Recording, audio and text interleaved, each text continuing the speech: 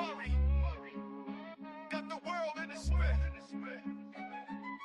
Blades in my hand, got the world in a spin. Javon's knife flicks, let the show begin. Every move sharp like the edge I hold. Stories untold, sharper than gold. Flick life, twist life, every frame tight. Knives on the screen, cutting through the night. Subscribers piling up like stacks on stacks. Javon's in the zone, ain't no turning back.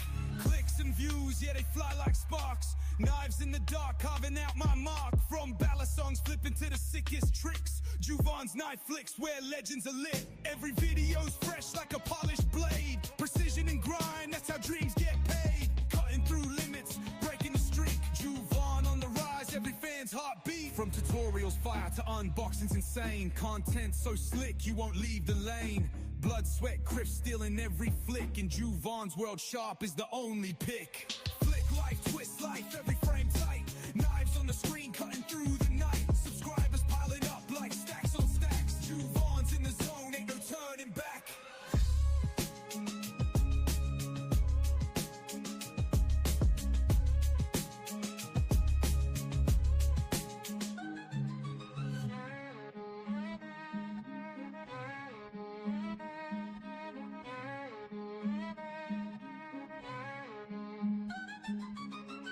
YouTube was good. It's your boy Javon. This is Javon's Knife Flicks. This is Javon's Knife Flicks. This is Javon's Knife Flicks. This is Javon's Knife Flicks. Every day carry for your view and pleasure. We just having fun together. Haters try to say we weird, but we doing better. Knife community is all that matters. Welcome to the Knife live stream. Be yourself, say what's up, put the knives up. We on the stream, have a good time. Welcome to the Knife live stream. Be yourself, say what's up, put the knives up. We on the stream, have a good time. This is Javon's Knife Flicks. This is Javon's Knife Flicks. This is Javon's Knife Flicks. This is Javon's Knife Flicks. This is Javon's Knife Flicks. This is Javon's Knife Flicks. This is Javon's Knife Flicks. This is Javon's Knife Flicks. This is Javon's Knife Flicks. This is Javon. Play. Late night patty whack, give a dog a bone. Grab a snack, sit right back and never be alone. It's time for Insomniac, sit and spin. A knife live stream and a gathering of friends. Insomniac, sit and spin is about to start. So come on in and do your part. Javon's Knife Flicks is the channel you seek for new knife reviews and a show every week. Fight.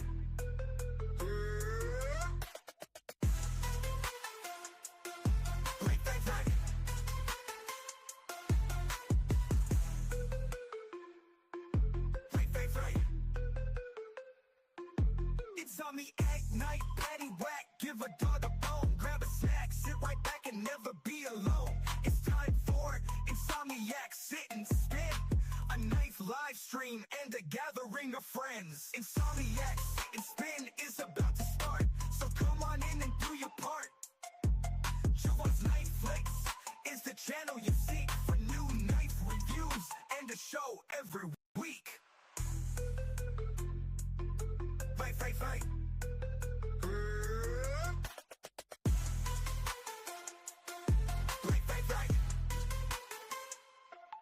It's on me act night, patty whack, give a dog a bone. Grab a snack, sit right back and never be alone. It's time for Insomniac, sit and spin. A knife live stream and a gathering of friends. Like I'm a little bit, but are you high on cigarettes? And when that stuff runs out, you're gonna wanna make it. Are you high on cigarettes? Let's watch Javon's weirdness and get high on cigarettes. Let's watch Javon's weirdness and get high on cigarettes. Let's watch Javon's weirdness and get high on cigarettes. Let's watch Javon's weirdness and get high on cigarettes. Do you know that you're right or wrong? Do you know that you're right or wrong? Do you know that you're right or wrong? Do you know that you're right or wrong? He don't smoke 'em, but he loves it when you do. That's why he's high on cigarettes. And if you find him, you should light him up a few. He's getting high on cigarettes. Let's watch Juvon's witness and get high on cigarettes. Let's watch Juvon's witness and get high on cigarettes. Let's watch Juvon's witness and get high on cigarettes. Let's watch Juvon's witness and get high on cigarettes. Do you know that you're right or wrong? Do you know that you're right or wrong? Do you know that you're right or wrong? Do you know that you're right or wrong?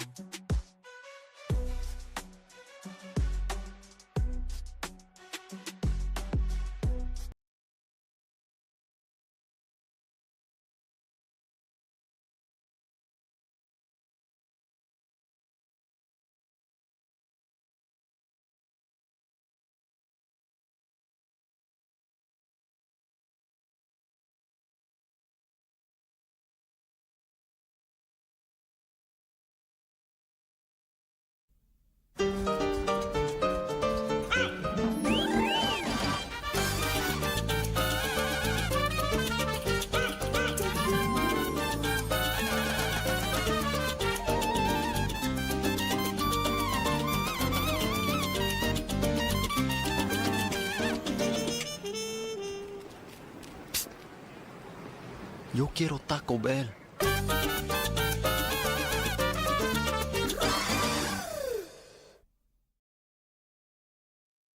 What is up, guys, gals, whoever is in here? Welcome, welcome, welcome. Good to see you, Brother Marco. We got Goofy Ducky in the house. Miss Kathleen stopped in earlier. Channel member said she tried to be in and out, had stuff going on. Good to see you, Miss Kathleen. We got Paul Mills in the house, the man, the myth himself. Paul, what is up, channel member? Good to see you, brother.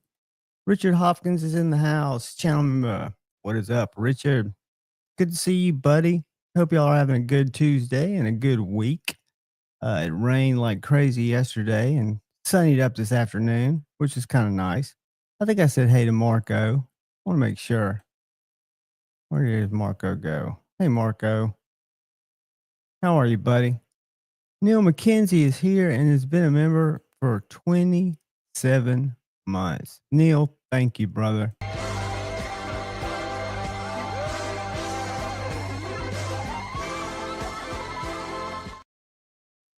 Guys, I appreciate that so much. Neil, I appreciate you, buddy, sticking it out with me. And it means the world to me. It does.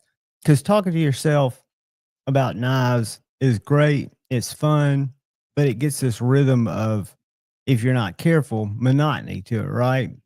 So to have people that actually enjoy it, that for whatever reason, hang with me and watch it, I appreciate it. I try to bring more to it. I'm trying to get some ideas to do some kind of out of the box content, but I want to do content that people, enjoy, that people watch. And for me, it all starts with the knife, right? Or employing a knife to do a task or set of tasks.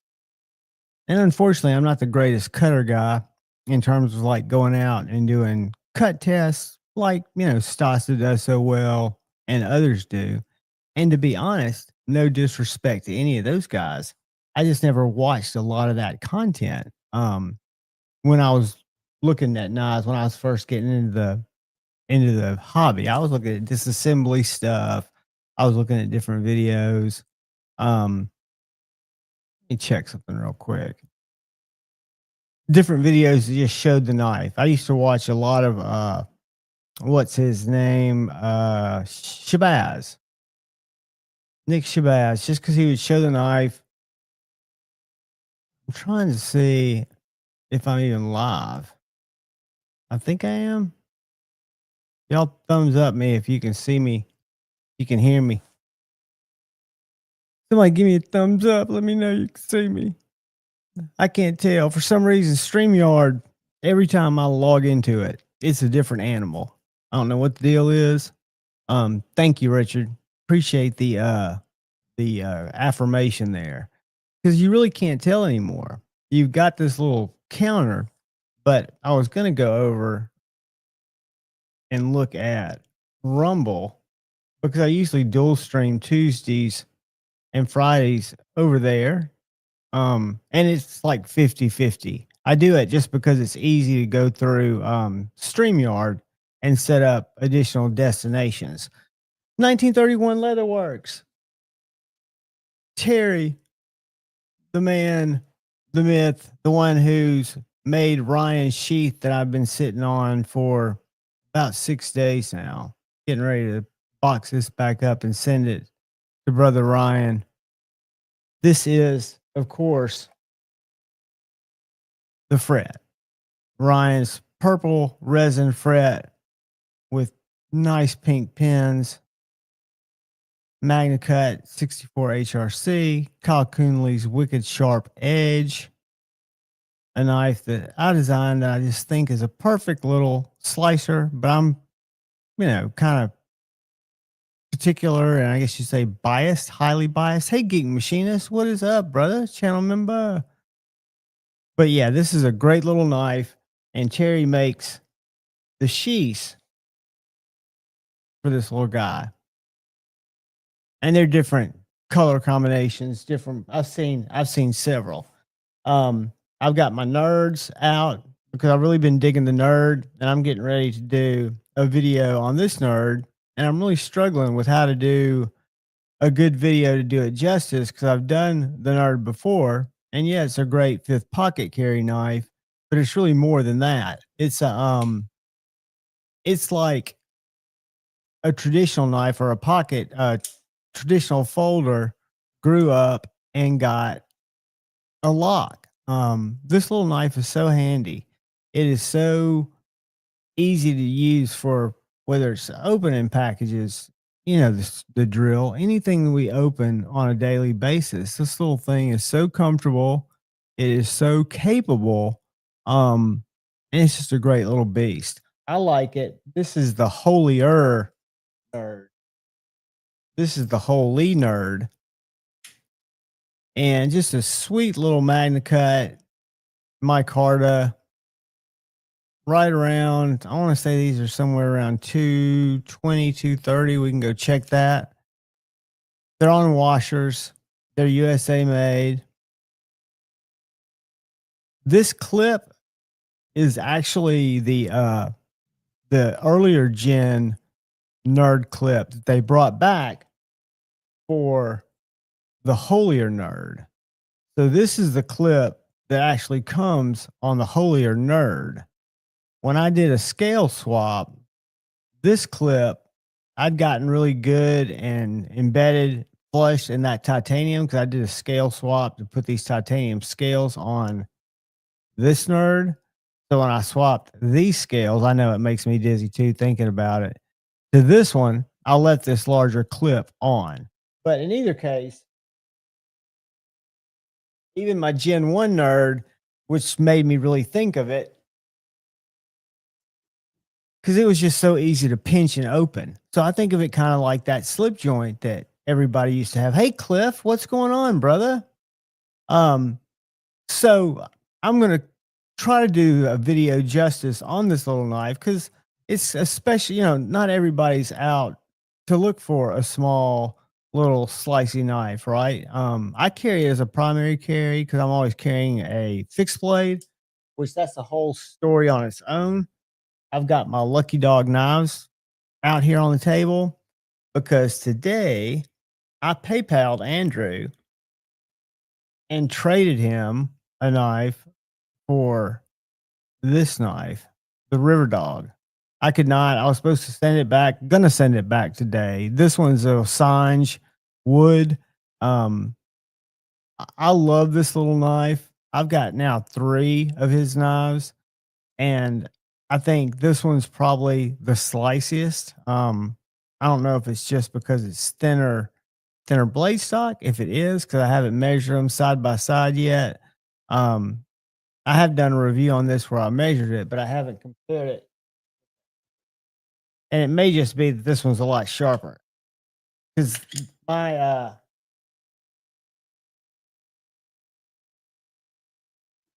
yeah, I think the River Rat has got thinner blade stock than my 3V on my ranch dog. So I've been carrying today the River Dog, which is just very, very usable, highly for me usable knife for the stuff that I'm into. And I love the fact that he does deep pocket carry clips, and they're set up when you get this knife. His inspiration, if you read about it on the website, Andrews is a designer, was he liked slip joints, traditional knives. So he took traditional knife patterns and kind of turned them into modern fixed blades instead of making them modern slip joints. This is the smallest in his little family. And again, they don't have major blade guards. They're not what I would consider Slurpee savers unless you just had to make them a Slurpee saver. But in terms of a utilitarian everyday carry knife, this is the Bulldog here. Great little knife. And when he and I were talking about the trade and what I'm getting out to him, I was, and I'm not doing any spoiler, but I got to see some pictures, not pictures, drawings. So Lucky Dog Knife Company is going strong, guys. If you guys get a chance, check them out. I'll drop a link. Let me share their. Let me see if I can find them real quick. Hold on one sec. Bear with me. I'm gonna pull up, share with you when I get it up. Yeah, they're little knives.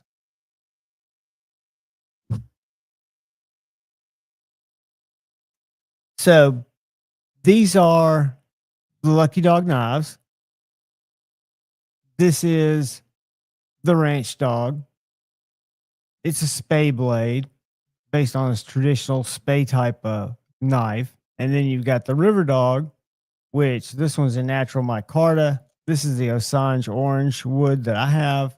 You can get them either in AEBL, or if you want a carbon steel, you can get 15 in 20. Doesn't change the price. It's just if you want a carbon steel or a stainless. Then you go down and you've got one that I don't have yet. I say yet because I really want to get one of these knives. It's thinner. I've reviewed this knife. It's called the Guard Dog. It looks like it's available in micarta and AEBL. Super cool. He calls it a sheep's hawk. It's not hawk belly enough to where you've got to fuss with how you're going to sharpen it. It'll sharpen just like a regular blade. He's got several of those. Got one sold out, but it looks like he's got the Osage orange and the OD green. This one was awesome. This one's sold out. This was kind of a special one, a little more bougie. This was a 3V with this beautiful handle. What is the handle? Amboina Burl is what the handle was here. Just gorgeous. But that is the Ranch Dog. You can get that in a less bougie out version. And then the Bulldogs, I think, are currently sold out. They will be back. He's got some bone and black Ranch Dogs and some OD green and black. Those are micarta here. Natural micarta and black coming in his next run, I think. And this Osage Wingay. I've got, this is not Osage. This is a different wood on my Ranch Dog. And that was his first run of knives. I ended up find that the day I was supposed to send it back as well, because he's a small batch. I mean, these knives are produced in very, very limited quantities because they're made by a guy over in Canada, David Mary, David Mary Customs. Hey, he happens to be in here. Speak of the devil. What is up, brother? I was just showing them not my bad decision, but what I'm now carrying, my little river dog, because we put together a sweet deal on it. And your package is packed up, ready to go out tomorrow. But just a fantastic little blade. And when I tell you guys it's slicey, I know you can't see much cutting paper on the review, which a lot of y'all looked at.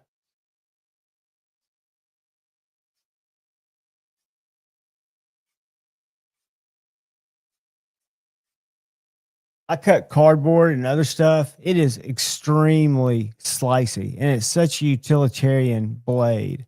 And this hand file jimping is just chef's kiss. It's fantastic.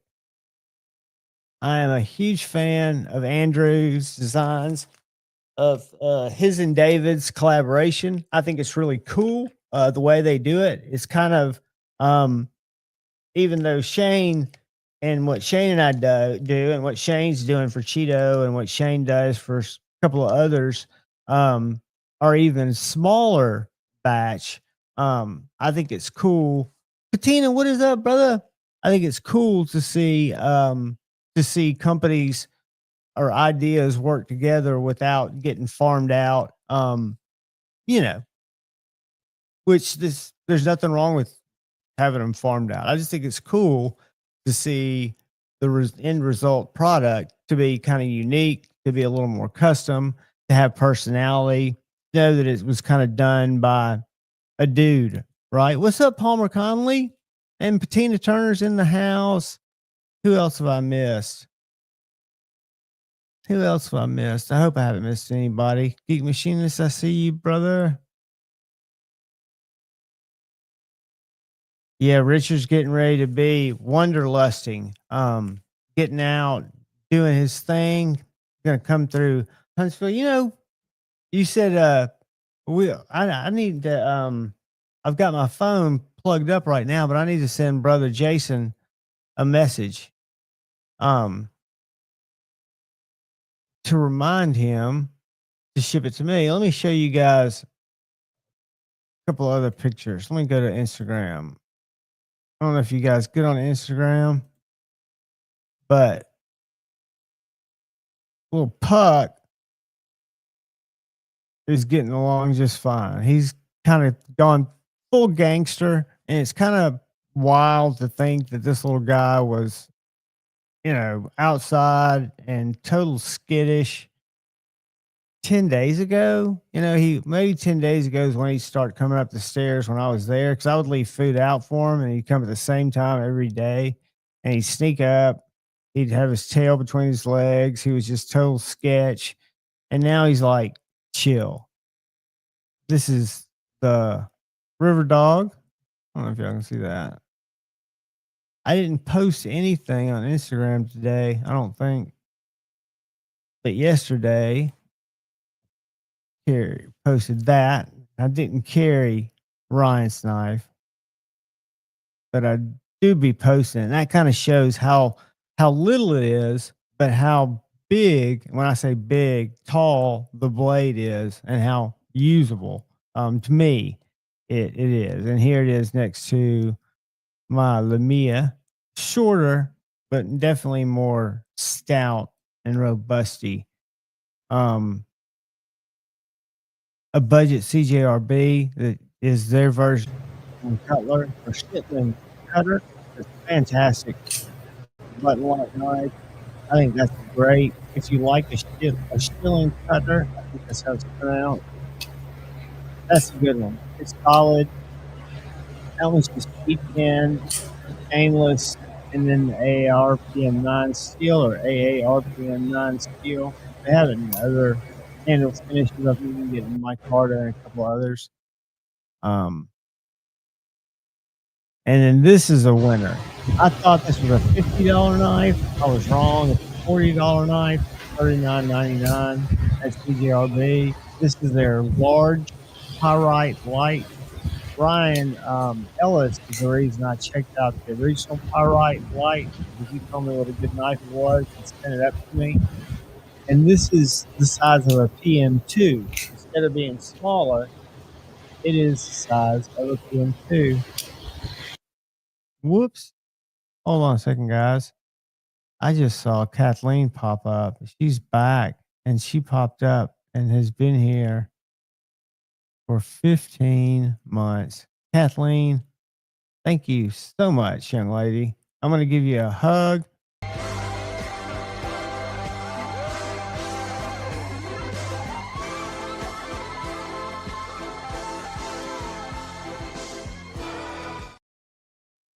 I thought I had, I was going to also do this one. A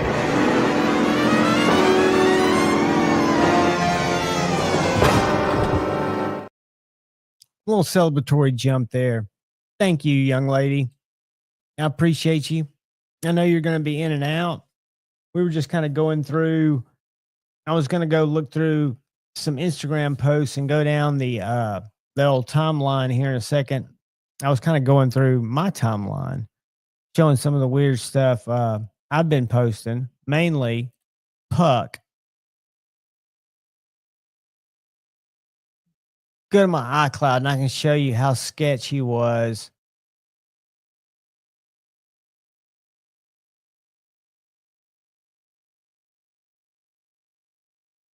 Show you how sketch he was literally 2 weeks ago.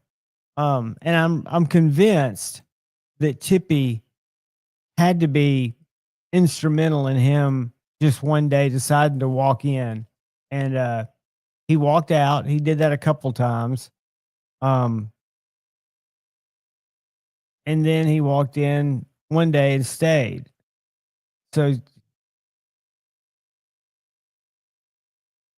this will show without.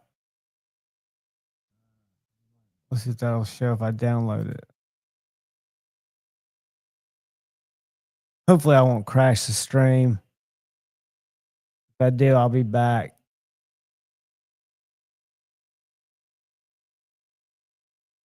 But just a couple of weeks ago,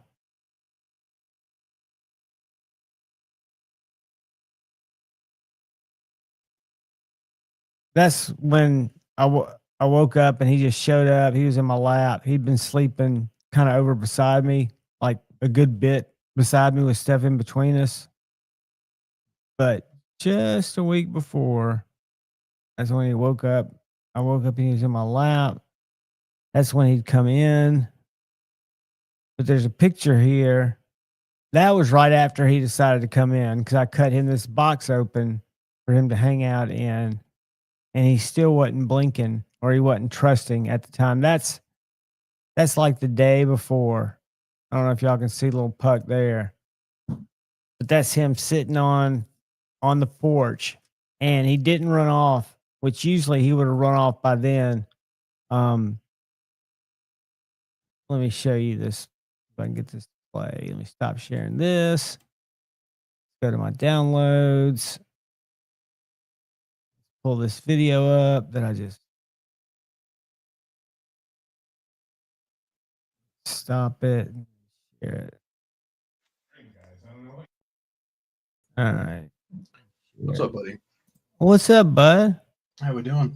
We're doing great. I'm getting ready to share something stupid. Then I'm gonna quit sharing anything, and I'm gonna come in here and talk to you. Here's a crazy cat doing crazy jumping after a toy on a stick. Let's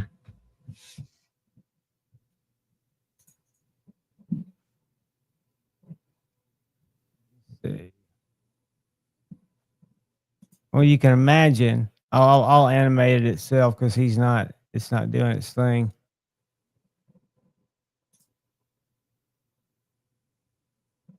For some reason, it's not working. But anyway, he's doing well, kicking it, living the dream. How are you doing, buddy? I'm doing well. How are you? I have I've had a busy day, but it's been productive. It's a good thing. And had to move Puck out of my chair. He was sitting in this chair, was asleep, and he didn't make me bleed. So that was a victory. I know you wouldn't have stood for that, but I don't know if you heard that I made a deal, a cash and trade deal with Andrew of Lucky Dog Knives because I couldn't send that River Dog back, that little fixie. I fell in love with it. It's too much. I loved it. Yeah. Okay. Yeah. So I have one less 80/20.5, only leaving me 2, which is too many, really. Because I've got a Shark Cub too. Yeah. I would. But it wasn't just a basic. It had some sweet scales, some carbonized scales actually.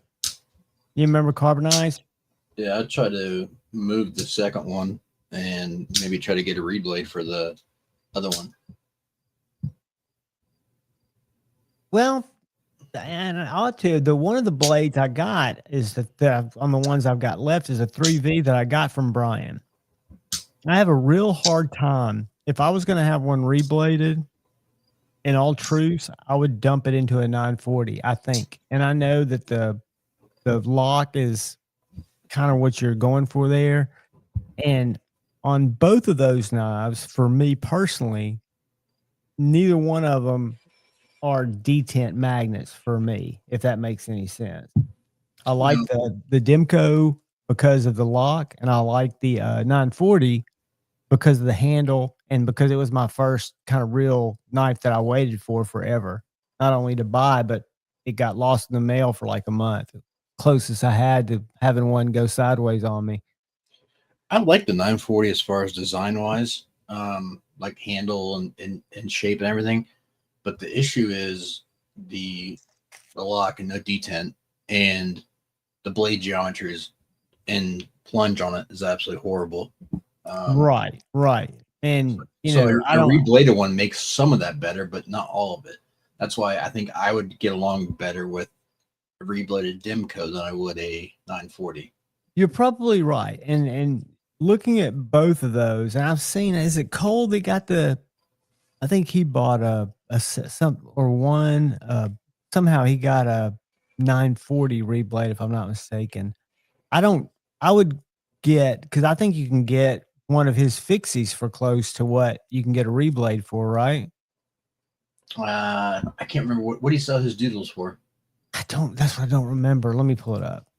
They were around 3, weren't they? Give or take. And the blades are around. Yeah, reblades are around 3 too. So for me personally, with the knives that we're talking about, I would be much more closer. I would be much closer to getting a fixie.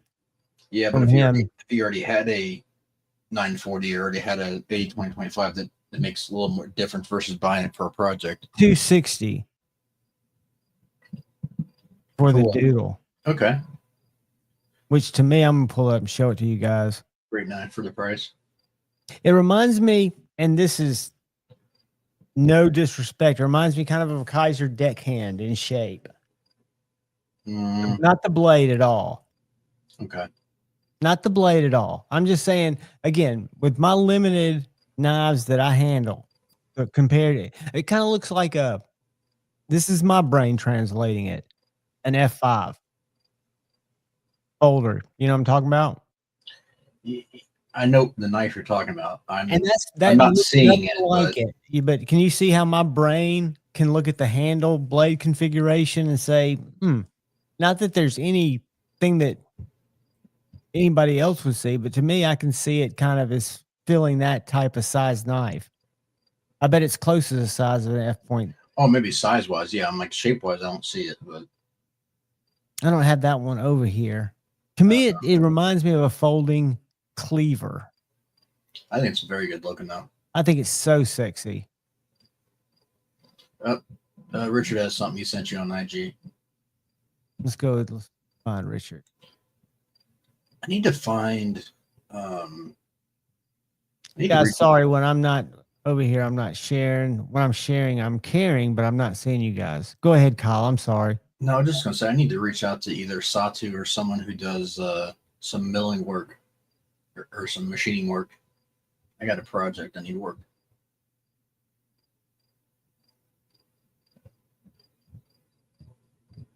What's up, everyone in chat? Rutro, can y'all let me share this? Which means I will be temporarily out of the chat.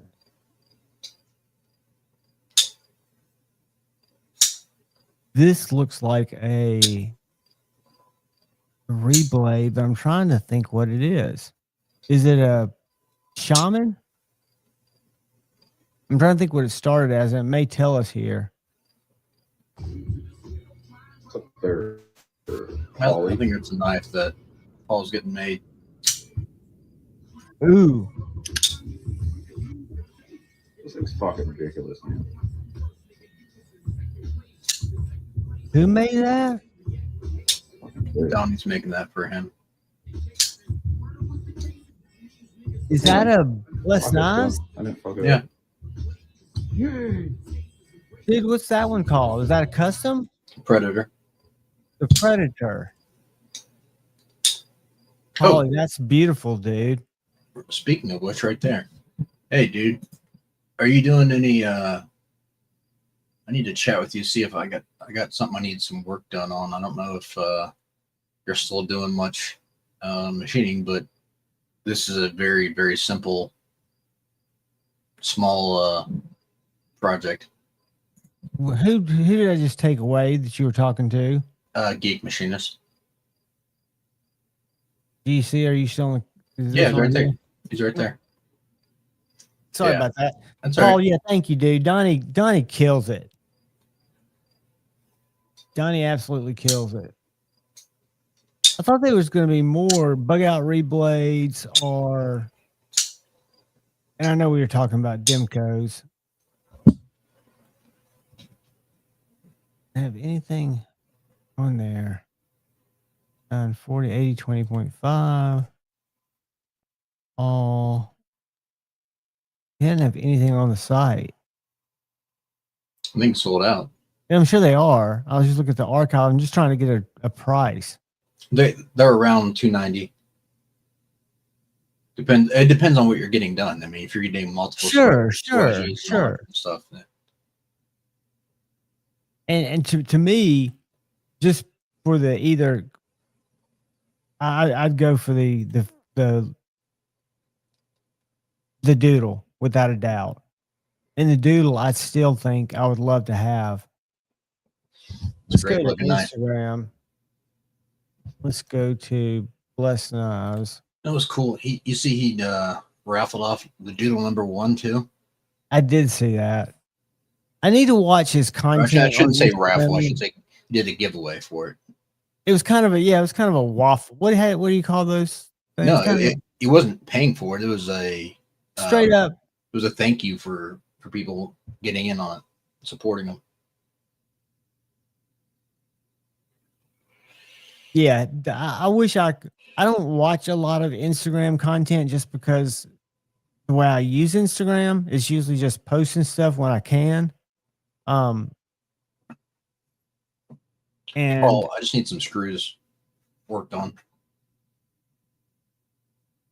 the Predator's that S90V, isn't it? Right there.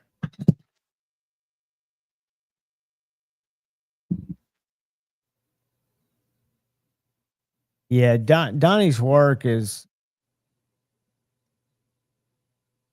very impressive, without a doubt.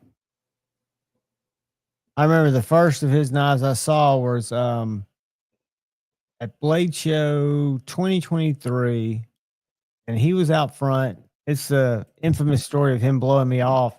But I was hanging out with Duty. What? Not Duty.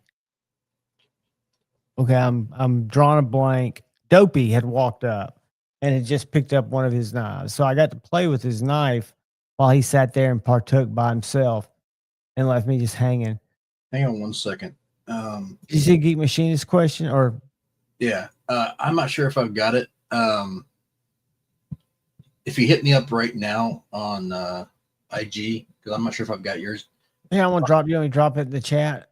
Yeah, it's just clean work sharpening. If you hit me up right now, I can answer the message. It's a real simple one. It's either I just need some tolerance and some shoulders on some screws taken down. So I don't know if it's something that you're able to do or not. So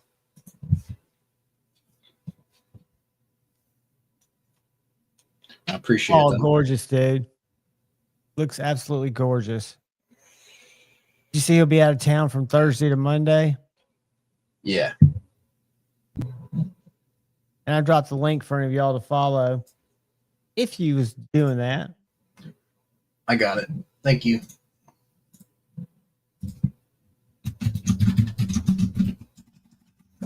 I'm thinking how to send my you haven't heard anything from TS Prof, have you?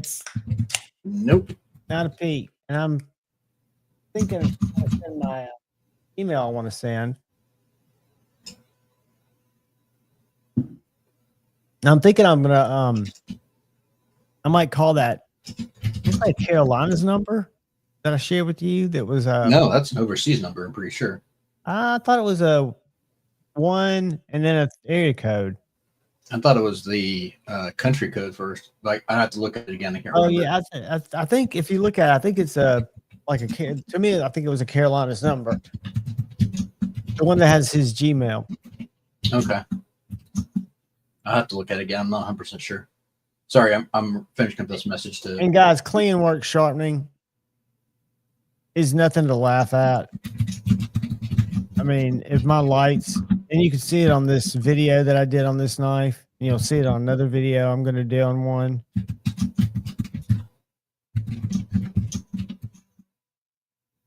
The edge is just, if you've got a jeweler's loop, if you like to look at edges magnified, or if you've got a digital magnifying glass, Kyle's are just spectacular.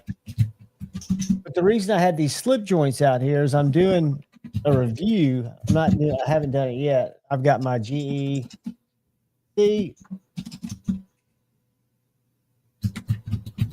probably one of my favorite slip joints. I've also got my S90V low drag jack that I love very much too. But I'm size comparing them. I've also got my QSP Austin's at traditional pocket knives, little hedgehog. But then I've also got this $99. If I bought it, I would buy the $89 micarta and 14C one. This trestle from Kaiser Knives. Thanks, Terry. And this is a great knife, guys. I can give this the highest slip joint review in terms of, is it worth the money to me? Yes. And the one thing that a viewer noticed that on the more bougie one, this $150, is it's got a spring. It's not a double detail, but the back spring is more of a back spacer. It does not move. It's got a spring inside of that. And thanks, Jesse. interestingly enough,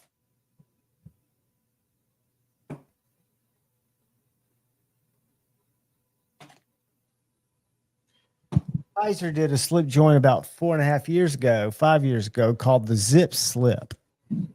And it's got a half stop, a full, I mean, it's a slip joint, but its back spring, I noticed, is also fixed.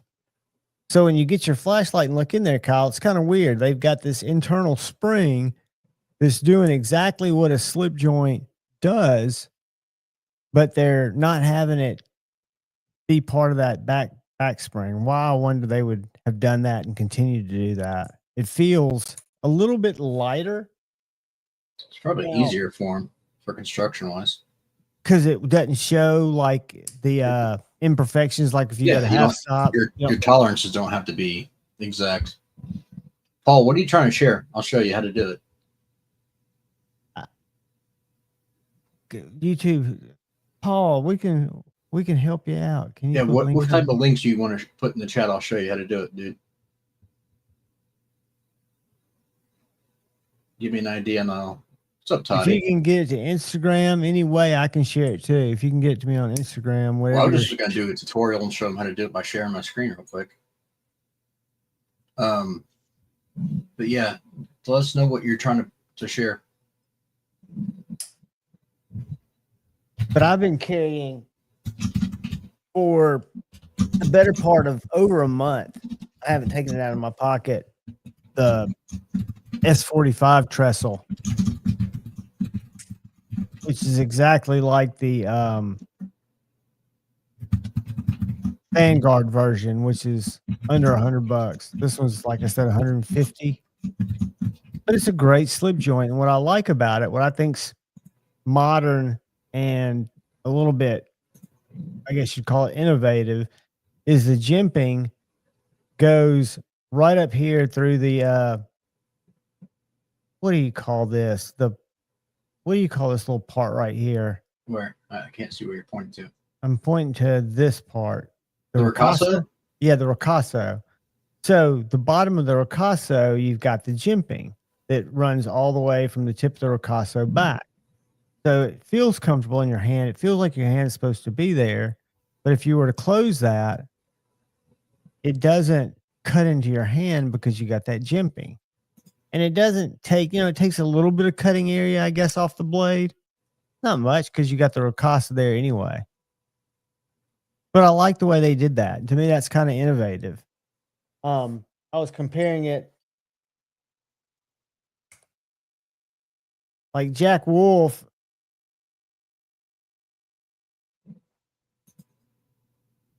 That was Russ. Is kind of angled, but it's not jimped. Serves kind of the same type of purpose. And again, it's just jimping. All right, Paul, let me show you real quick. I'll share my screen. Okay, so like, let me do this first.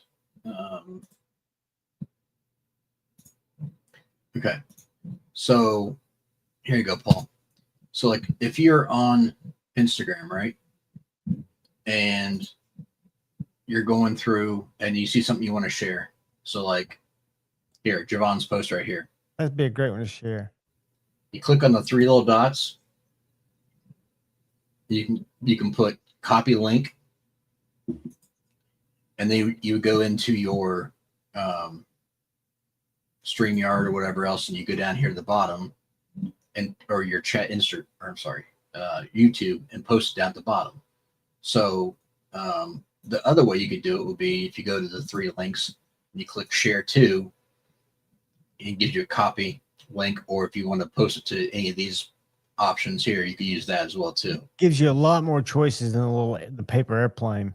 And then you would just go to whatever, like I said, to Instagram or to YouTube, go down to your chat, and then if you hold on where it says chat, then it will give you an option to paste, or you can but do Control V if you're on a computer. But if you're on the phone, just tap and hold, and then it'll give you an option to paste. Mick, So, you're going to absolutely love the Orlog. It is the best. Y'all are getting ads? Hold on. hopefully that helps, Paul. Hold on.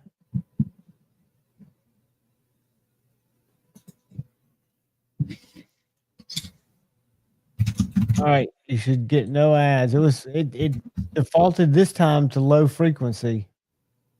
You should be getting no ads automated by the studio. So y'all let me know when you see those, because I'll jump in here. Today I was kind of late getting in, and I didn't go in the studio and change that, and it defaults on. So Thank you for the revenue. All 14 cents of it. I know it's annoying. Just let me know. And you should not get any more.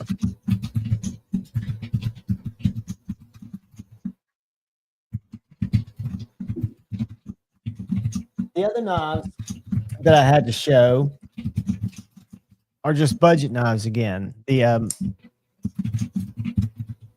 I need to look at Maximal. I think is how this is pronounced. This is a CJRB. These are under $50 knives that I think have their place. What do you think about? Have you sharpened any AARPM 9? Or I know Yes, it's I like have. an ingot sprayed with some kind of powder or something. It sucks. Is it not? Is not good to sharpen? It's a pain in the ass, and it's also just not very good. There are way better options and counterparts out there. In that $45, $50 range, 14C, you can get, can't you? Yeah, you could do that. You could. I mean, I'd rather have D2 than that personally. I've just never had any issues with it. I don't use it hard.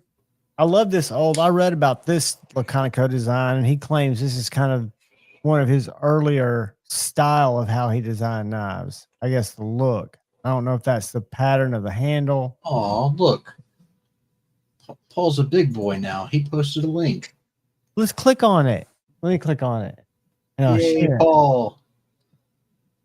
What's up, Henry? What's up, Toddy? Link 404. I'm kidding. Let me share it. Is there a Frankenstein head? I don't know. I didn't It click is the a link. I Frankenstein. just Well, I mean, the link that I just clicked on took me to this, which is awesome.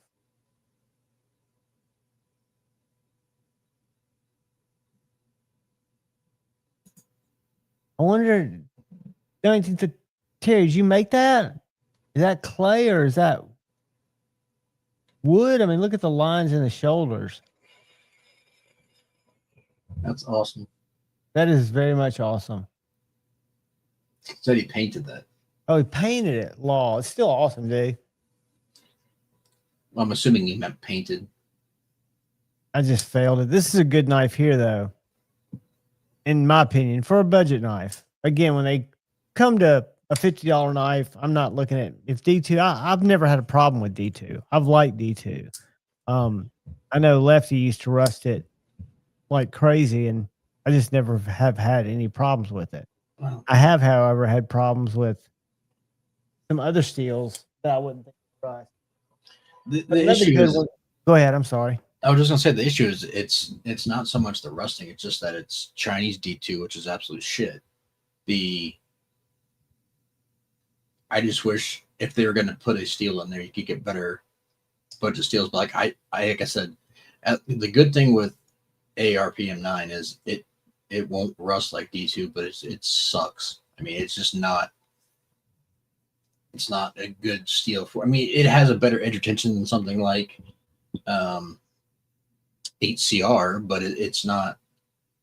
Well, I think their goal was just to come up with something their own. Whether they did that or not, because we have to get into how Chinese. Yeah, it was very misleading in the way it was handled. Yeah, and they acted surprised by, like, they were taking like, oh, we didn't know it wasn't powder metallurgy.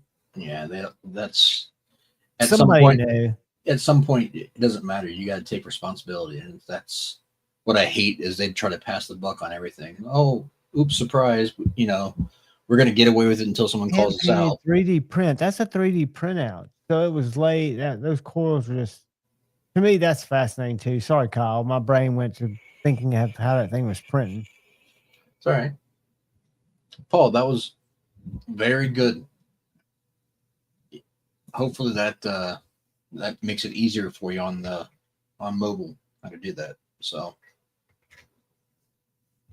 but I've heard horror stories about this knife, and I really like it. I got it on Blade Binge. It was one of my Blade Binge $99 buys, which I've been told was $99 too much. This is a line steel. What's it called? Not groomsman, but it's called something.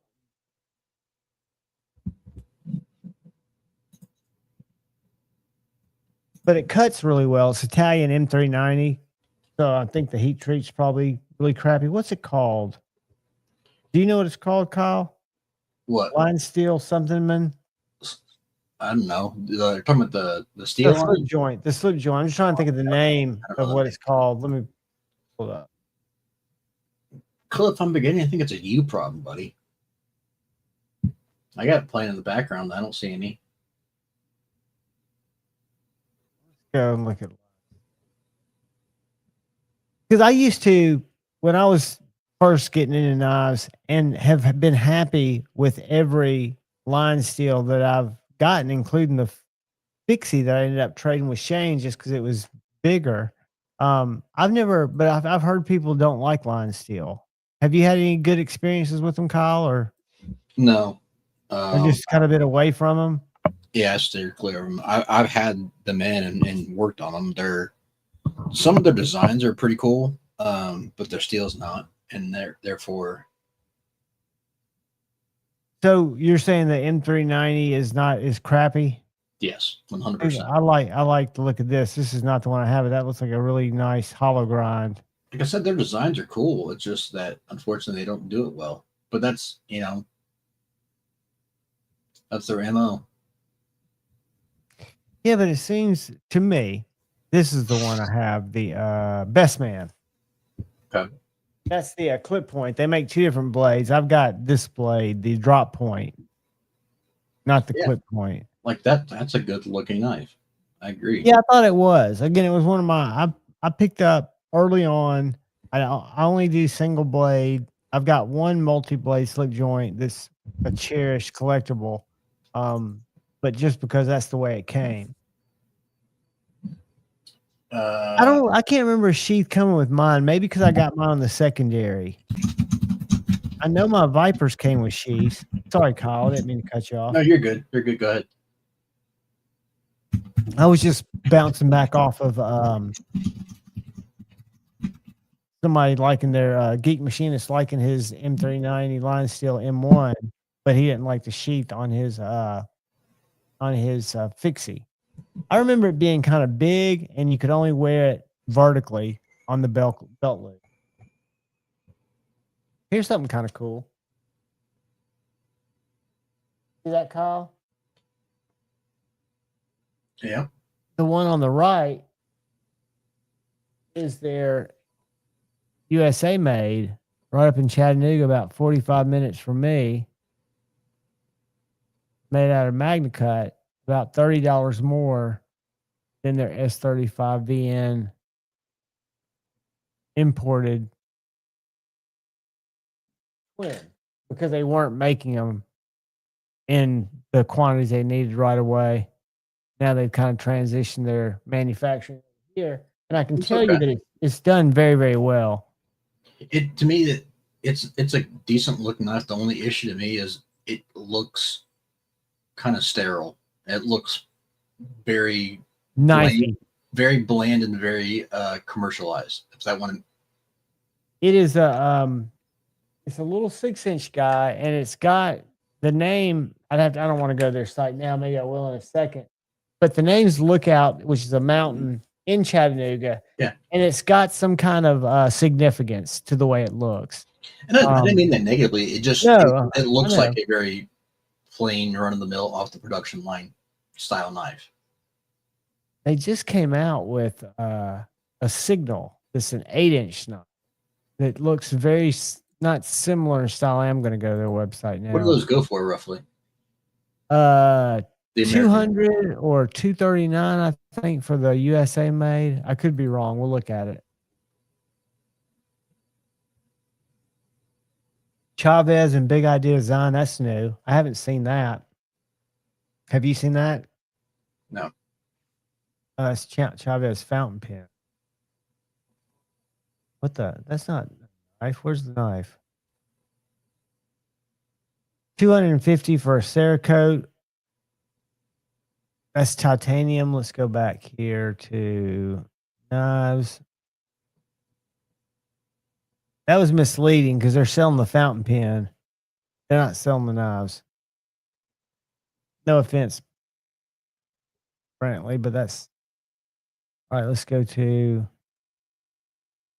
I've got a little gnat flying right around my microphone. He's a very nice guy.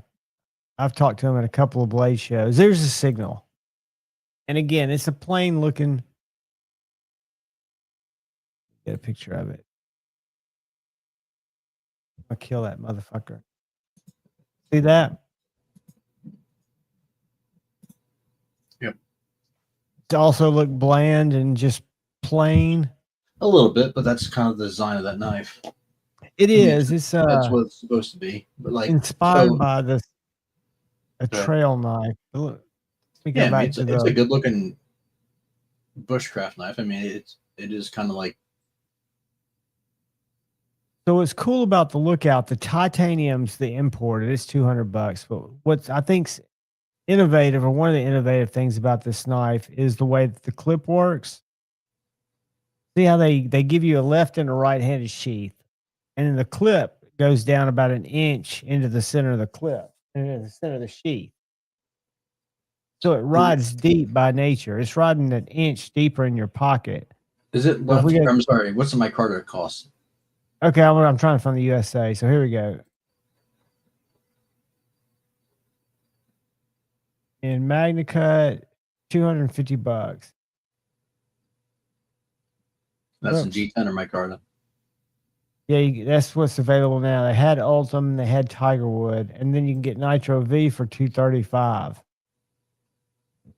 Okay, so $250 or $235, but it was inspired. The pocket-friendly fixed blade, designed in collaboration with our CNC shop manager, Max Kelsey, ABS Journeyman Smith. The version comes in. There was a reason that it was designed to look like this. And I agree that it's very... No, I'm not saying that. I mean, that's the design language of the knife. I'm not saying it's just not for me. For an EDC knife, that's not for me. I think the one you've got sitting right there on your table is better looking. Yeah. No, I mean, right there on your table with all your knives. To your left. To your left. That right there. Nope. Right there. Nope. You had it in your hand. Keep going. Nope. Nope. Left. Right there. Yeah. For an EDC. I totally agree. I totally agree. To me, it's a different, and I know it could be the same, but you have much more blade on the fret. That's for sure. Well, I'm just comparing like a USA made knife and materials and stuff and what it comes with. I think that's a better EDC knife personally. Correct. And I think they're both. I'm hoping to go. I love that wood. I'm hoping to go up to check out their facility, because I think it's a small little shop that they've got there in Chattanooga. And I've been told that I can come up there and do a little filmy. I don't know how much time it would take or how much time I would get, but they've got trying to see if they've got any actual pictures of the facility. Sorry, missing a few people. Let me get out of here. I'm just saying hello, Fed. Ed Harrison. Ed is here. What is up, Ed? Mr. My brother Ed. Mr. Tism's here. Matt Mauer's here. B Shady. Todd Carr's here. Brother B Shady. He loves the purple fret. You know, he's a purple guy. I don't know if you follow his Instagram. But I'd say B Shady's more purple than KC is blue, if that makes any sense. Or Big Red is red. I'd say B Shady's as purple as either of those guys are. Yeah. What's up, Nick? Good to see all you guys. Yeah, I wasn't saying anything negative about it. I'm just saying for me that isn't the design I'm liking. I think the fret personally is a better value, but yeah, I wasn't yeah, I'm gonna they're different knives, different styles. Totally different knives.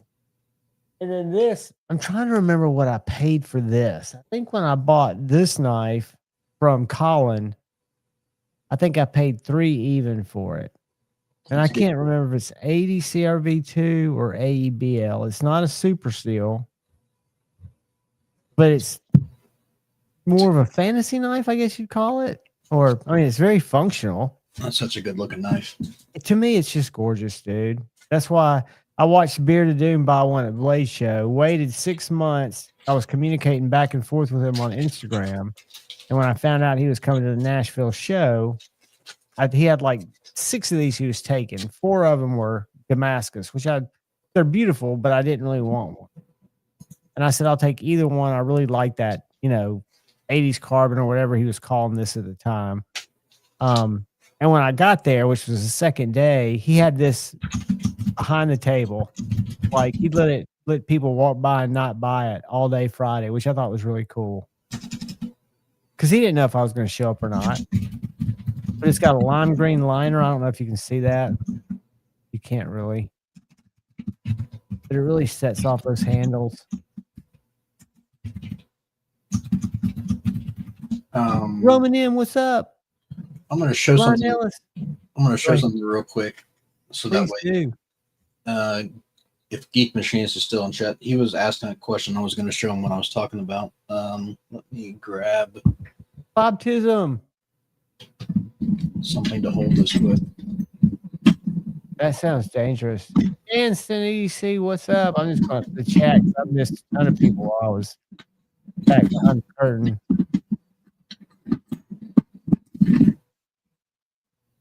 It sounds dangerous what you're fiddling with. No, I'm just trying to get a pair of. Are you about to do science? Nah. All right.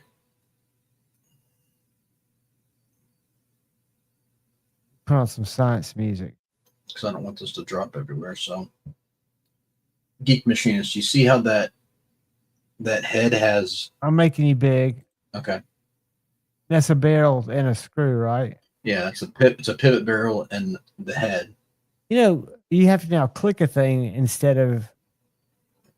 And that head right there has a shoulder on it. Well, that shoulder is too tall to sit flush in the counterboard. So the diameter of the head is fine. It sits flush, but this height of the shoulder is too tall. It won't sit flush inside of the counterboard. So I didn't know if I could actually get that to reduce the bottom half so it's not quite as tall. And these are threaded on, so it's not like it's not going to affect the threads. Let me grab that so you can see that. Yeah, it's plenty thick. So you're thinking about just taking a little material off of that to make it thinner? From the bottom side, yeah. I don't know if that would work or not. When you say from the bottom side, the side that's attached the side closest to the threads, if you can remove it from there, because this is the top part that sits flush with the knife or with the. How would you do that evenly? I know that lapping it somehow, or I'm done. Lapping it somehow, or trying to use a mill to get around that, but I don't know if that's even.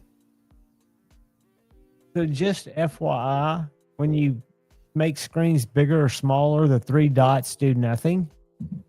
You just got a little maximize and minimize arrow. The 3 dots, I'm about to remove this from stage, but that's all you can do is remove that from stage. What do you mean? So like if you wanted to make yourself big, right? Hover, 3 dots do nothing. You hover to the left of the 3 dots. And it's got a maximize, minimize thing. For where it says solo layout, that's always been there. No, I'm talking about in the window. So if you go in the window, in your window, and it has solo layout, then it's got the 3 dots, then it's got the microphone, then the right side where you can click. No, we're looking at different things. Okay. Unless I think you're looking at the stuff that's popping up. I'm talking about I only have 2 things inside my window. So if I go inside my window where I am, I've got 3 dots and I've got a thing to the right that says maximize. It doesn't say solo layout. See, I don't have that on mine. Interesting. Well, I wonder if I could show that real quick. Do you care if it looks like to show the back end? No, I don't care. Well, let me do that real quick. We're not hiding nothing. We're talking knives and Um, lives. I like Dance's PM3. I gotta find that first.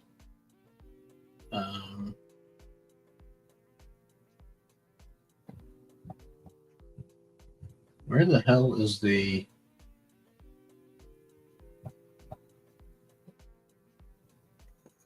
Nice, buddy. No, that's not it. Did you talk to Shane today? Not really.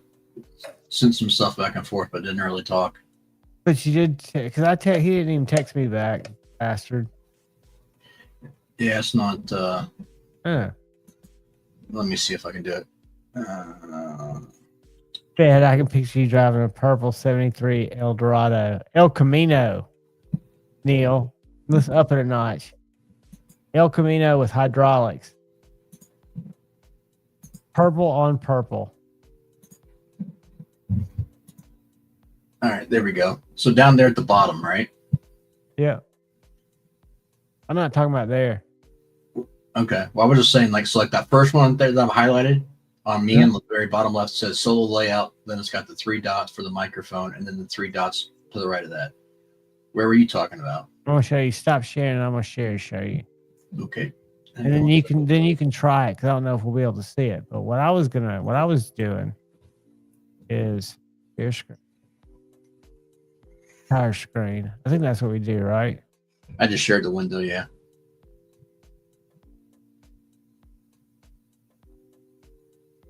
All right. So I was up in the actual window. I wasn't down here in these.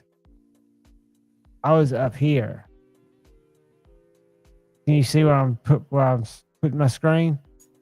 At the top right by where your little brain Yeah, guy right is. inside like where our main screen is. So I'm gonna stop sharing. Okay. Where it says maximize. I see that. And the 3 dots. And that's where I used to be able to go.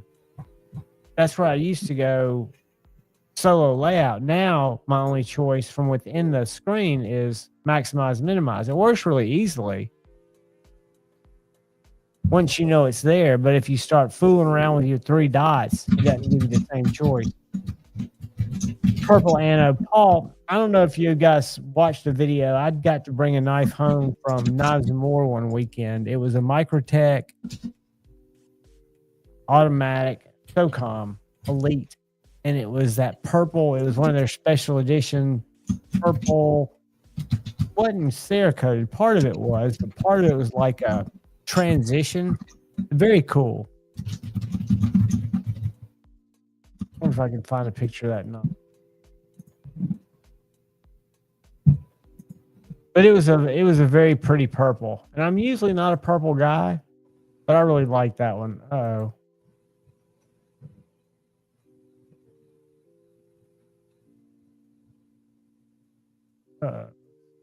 I'll show it to you.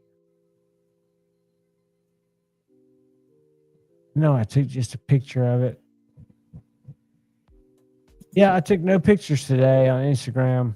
There you go, buddy. Look at this. You're not sharing. No, I'm sharing on screen. Fed. All right, let me show you what I got right here, and we'll figure out what's going on.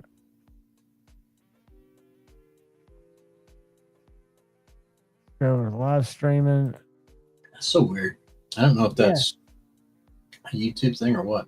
It's got to be, because if you go to my ads automation and you go to monetization, I've got it on manual, which means viewers won't see an ad. If I can do scheduled, and I can say I want them to come up every 30 minutes is the lowest frequency. Or I can do automatic, which is what they recommend, which is giving you a lot of ads, or manual, which is only if I click, and that's what I've got it set at. Right now I've got automator off. So to serve an ad, I would have to click insert ad like that. Tell me if y'all get an ad, because I just inserted one purely for science. But you should not be getting them, and I hate it that you are, but YouTube doesn't poll us. I apologize, brother. What was I getting ready to show you? Oh, I know. I was going to show you that purple knife. Purple knife, purple knife, purple knife.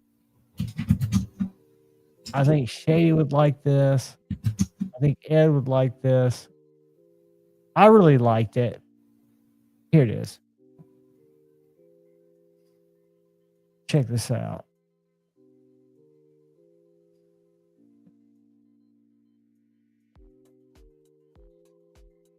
Can you see that? Yeah. Yeah. The blade's Cerakoted. But it's kind of got a anode, I guess. It goes from kind of purple to blue on the handle and on the blade. I don't know if you can see that in the video. My resolution is so low. What do you think of that? Bugatti. Yeah, no, I'm not a fan. What's up, Kevin? What do you purple fans think of it? Listen at that snap.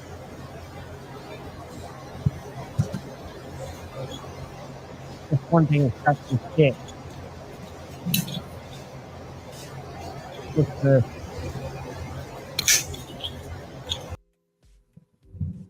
Sounds like a pistol going off.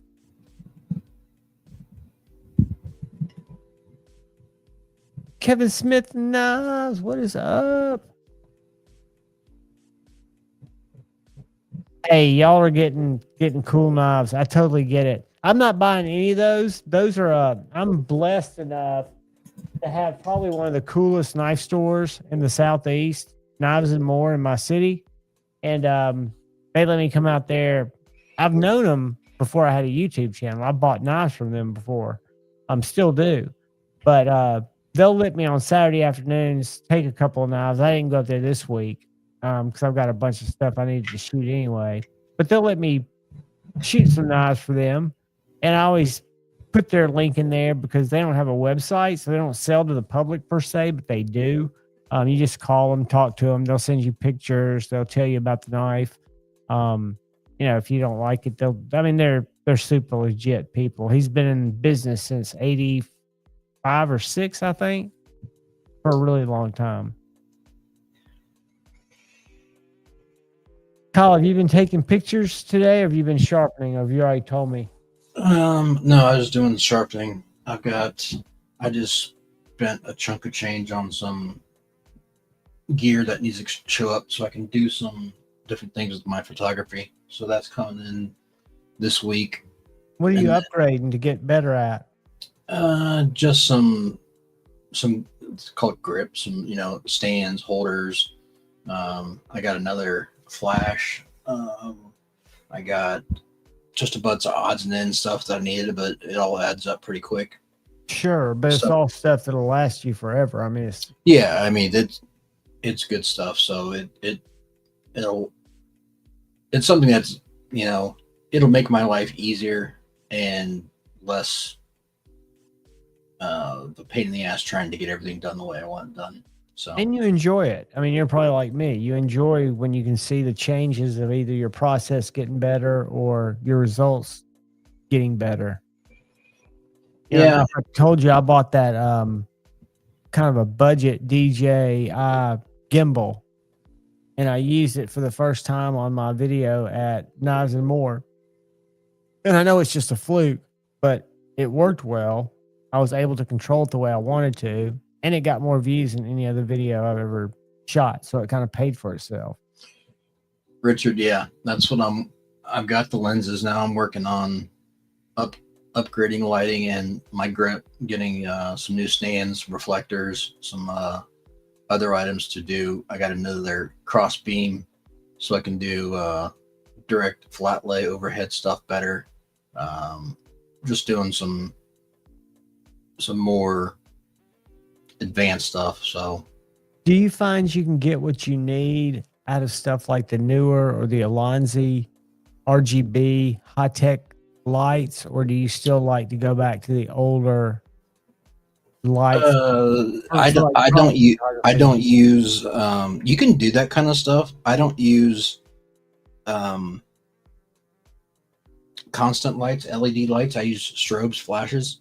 So you're not using scene lighting. You're just lighting in your, like you say, in your flash. Correct, because what I'm trying to do is, if you're doing like product photography, you're typically trying to shoot at a higher f-stop because you're trying to get more in focus to show off the items. So that's stopping down your light. So you need a lot more power of light. Plus you're trying to use your ISO at a lower level to get less grain in it. So you need a lot of power out of a LED light, and most of those cheap LED lights are not going to put out enough power to do that. So yeah, Richard, that's, I mean, when you have the sun, that's unlimited power pretty much. You can change what you need to do with that. I mean, typically with what Richard's doing outdoors, he's getting potentially the time of day, he's getting way too much light. So he's using ND filters and stuff. To dial it back a little bit. Right. So what I'm doing is on a controlled environment. So I have a lot more flexibility with how I'm attacking the lighting. So therefore I'm going strobe so I can keep all my settings the way I want them and not have to worry about the output of power of light. Yeah, it's my experimentation, and I haven't had a lot of luck with it, but I'm trying to push my my iPhone, right? And I got one of these little, I think it's 24 by 24. It's a little photo box. All right. That I can set up, and it's got different ways that I can expose the lens to the box, but I can put different backgrounds in there. And usually I do black because I like to take the backgrounds out. And then I'll use a little, I don't have a good way to flash on my iPhone, and I don't really know how to use a lot of the manual features on it. Yeah, so, the manual override on the new cameras is good on there, but it's still not the same because you don't have the control of your external lighting. Neil, that's cool. I don't know what body you're running on, but that's cool. That's good for depth. Richard, yeah, anything low light is definitely difficult. You can't, Richard, I hope you don't mind me sharing that. You got to run such slow shutter.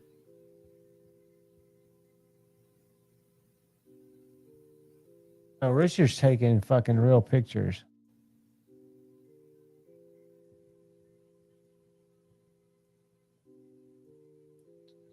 Feel better, I say Derek. real landscape stuff. Yeah.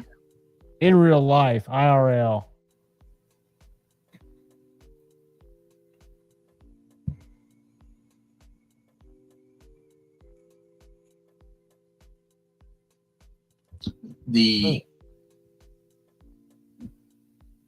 That's some That cool looks stuff. time lapse, doesn't it? How's that done, Richard? With some kind of time or That's Kyle? The CPL filter probably to get the water flow like that and the shutter. So it's a regular one-click photo, but it's just done with filter and the setting. Probably on a tripod with a slow shutter and a CPL filter, if I'm not mistaken. Right, Richard? Yeah, slow shutter. See, I mean, and I'm sure if you got like, I like to learn about guitar effects and stuff like that. I wish I could get into wanting to learn how to take really good pictures, because I'm telling you, that makes a huge difference in your videos getting views. That's good looking, Richard. Beautiful. And I'll say it again. Coles hadn't impressed me as much lately, but Rochambeau takes some very vivid pictures. Or he's using very vivid pictures. I'm not a pro, so I'm not gonna dog on anyone, but certain people that are claiming that they're phenomenal just are one track mind, and they're taking the same photo over and over, and it looks exactly the same, and it's not. Well, and I don't disagree with that, and I think it's probably because somebody's told them in a group with more clout in their minds, but like these pictures, what would you use to take a Yeah, picture yeah. like that? Yeah, but the thing is, John, is you don't go around dogging everyone else and saying that and judging their pictures if you're not to that level. I totally agree. Now I've not been on one of those in a while to see if he still does those. Does he still do roasts? I have no idea, but But he does, and one of the things they tell you to do, which I don't do, is have a consistency to your thumbnails. And that's one thing that if you go to Tri-States, all of his thumbnails look pretty smooth. But to me, they're too shadowed. well, I'm not gonna go there. No, I'm curious what you think. To me, they look too dark. They're not dark because they're just designed to be moody, but they're not getting the correct fill light necessarily for a product shot.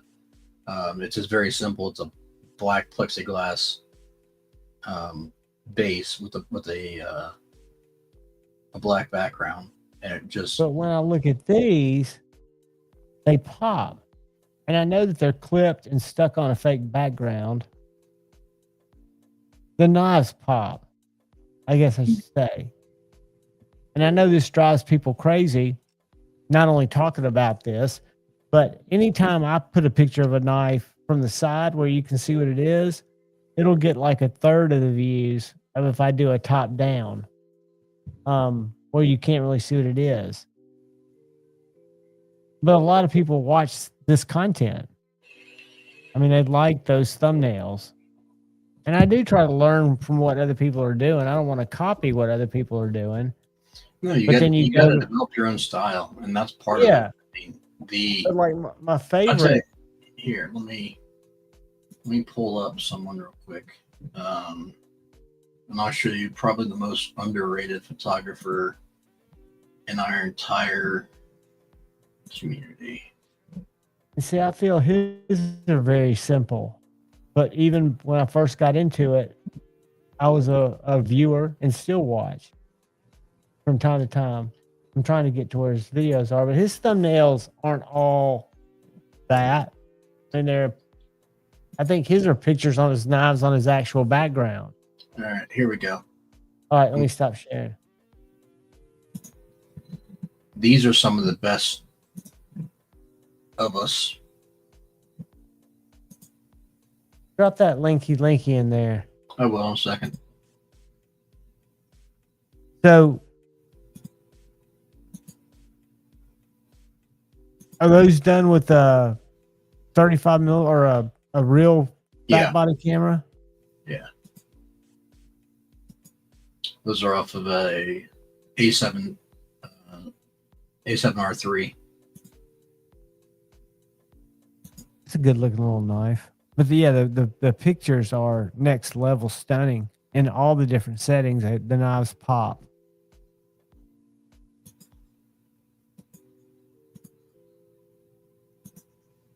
And so Like that. much is If you want to talk about moody, that's moody, but yet you're still getting a very, very in-depth image. and the to me, when I say composition, the way that the photos laid out with the things that are laid out around it, it looks so natural and like just that one with the tree in the background. But yeah, I mean, there's so much more. Those stills, I'm not capable of that. All I can do with my brain is lay a napkin out or freaking Hank and then try to put knives in it and shoot it and square it off. No wonder I don't grow on Instagram. But I mean, just I wonder how much time. I wonder if his brain just works like that. Go back a couple. That little fixed blade That right there. Yeah, I wonder what that is. Double X knives. Huh. Go ahead. I'm sorry. Like that. I love that shot. Is that a drift? Yeah. I love that knife. I mean, all these shots. I mean, they're. I want to follow him if I'm not already. You know who that is, right? No. That's Bettina. Okay. Well, I'm following him then. Yeah, Patina's amazing. I did not know till you told me because I can't read it. Make sure I'm following him.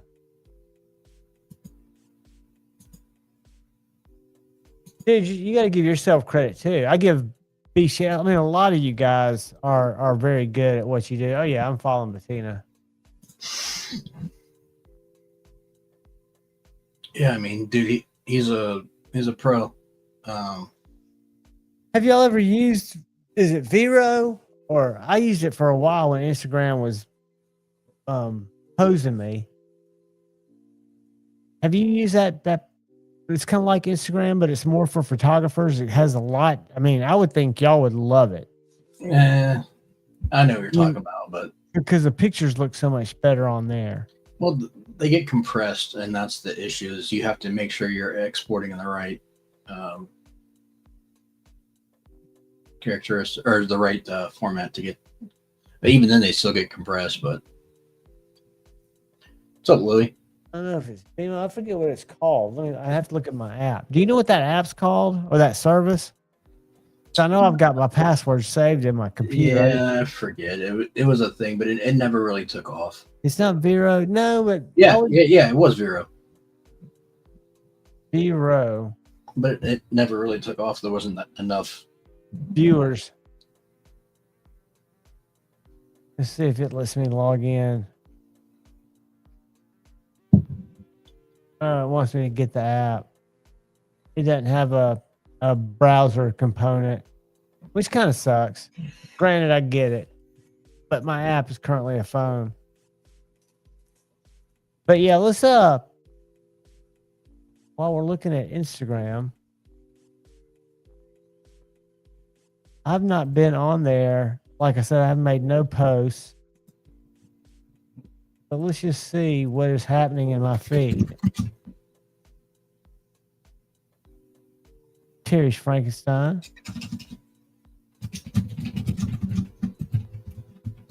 Jim's got a pony stout. I don't know what the little fixie's called. Unknown maker.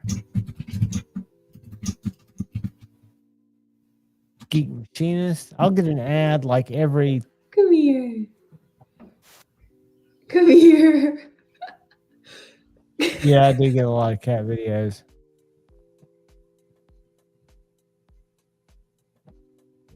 I love that knife. I'm gonna have one day.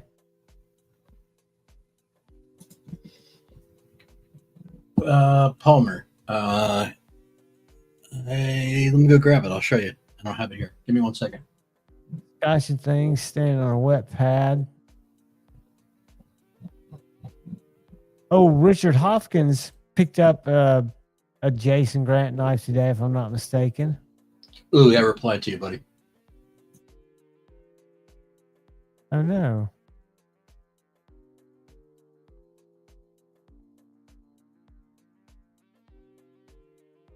Dirk's been in and out of the hospital dealing with a bunch of crap. I hope he's doing okay. So a couple of you guys reached out to me about this knife. It's always first come, first serve. So I am going to finish this knife right now. I'm going to post it between 6 and 7 this evening. It's going to be rocking Gabe's throw files, segmented scales. They're super Gucci, super fancy. I will list in the description everything this particular set is made of. Yeah, first come, first serve, double edge, 20 CV blade steel. Will come with Kydex or possibly a slip. Depends what I get in the mail today. Yeah, so stay tuned. If you wanted this knife, keep your eyes peeled because it. Concept's killing it.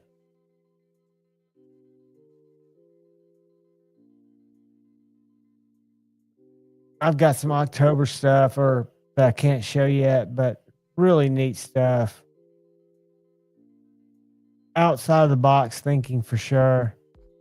Intros. Countess Anne.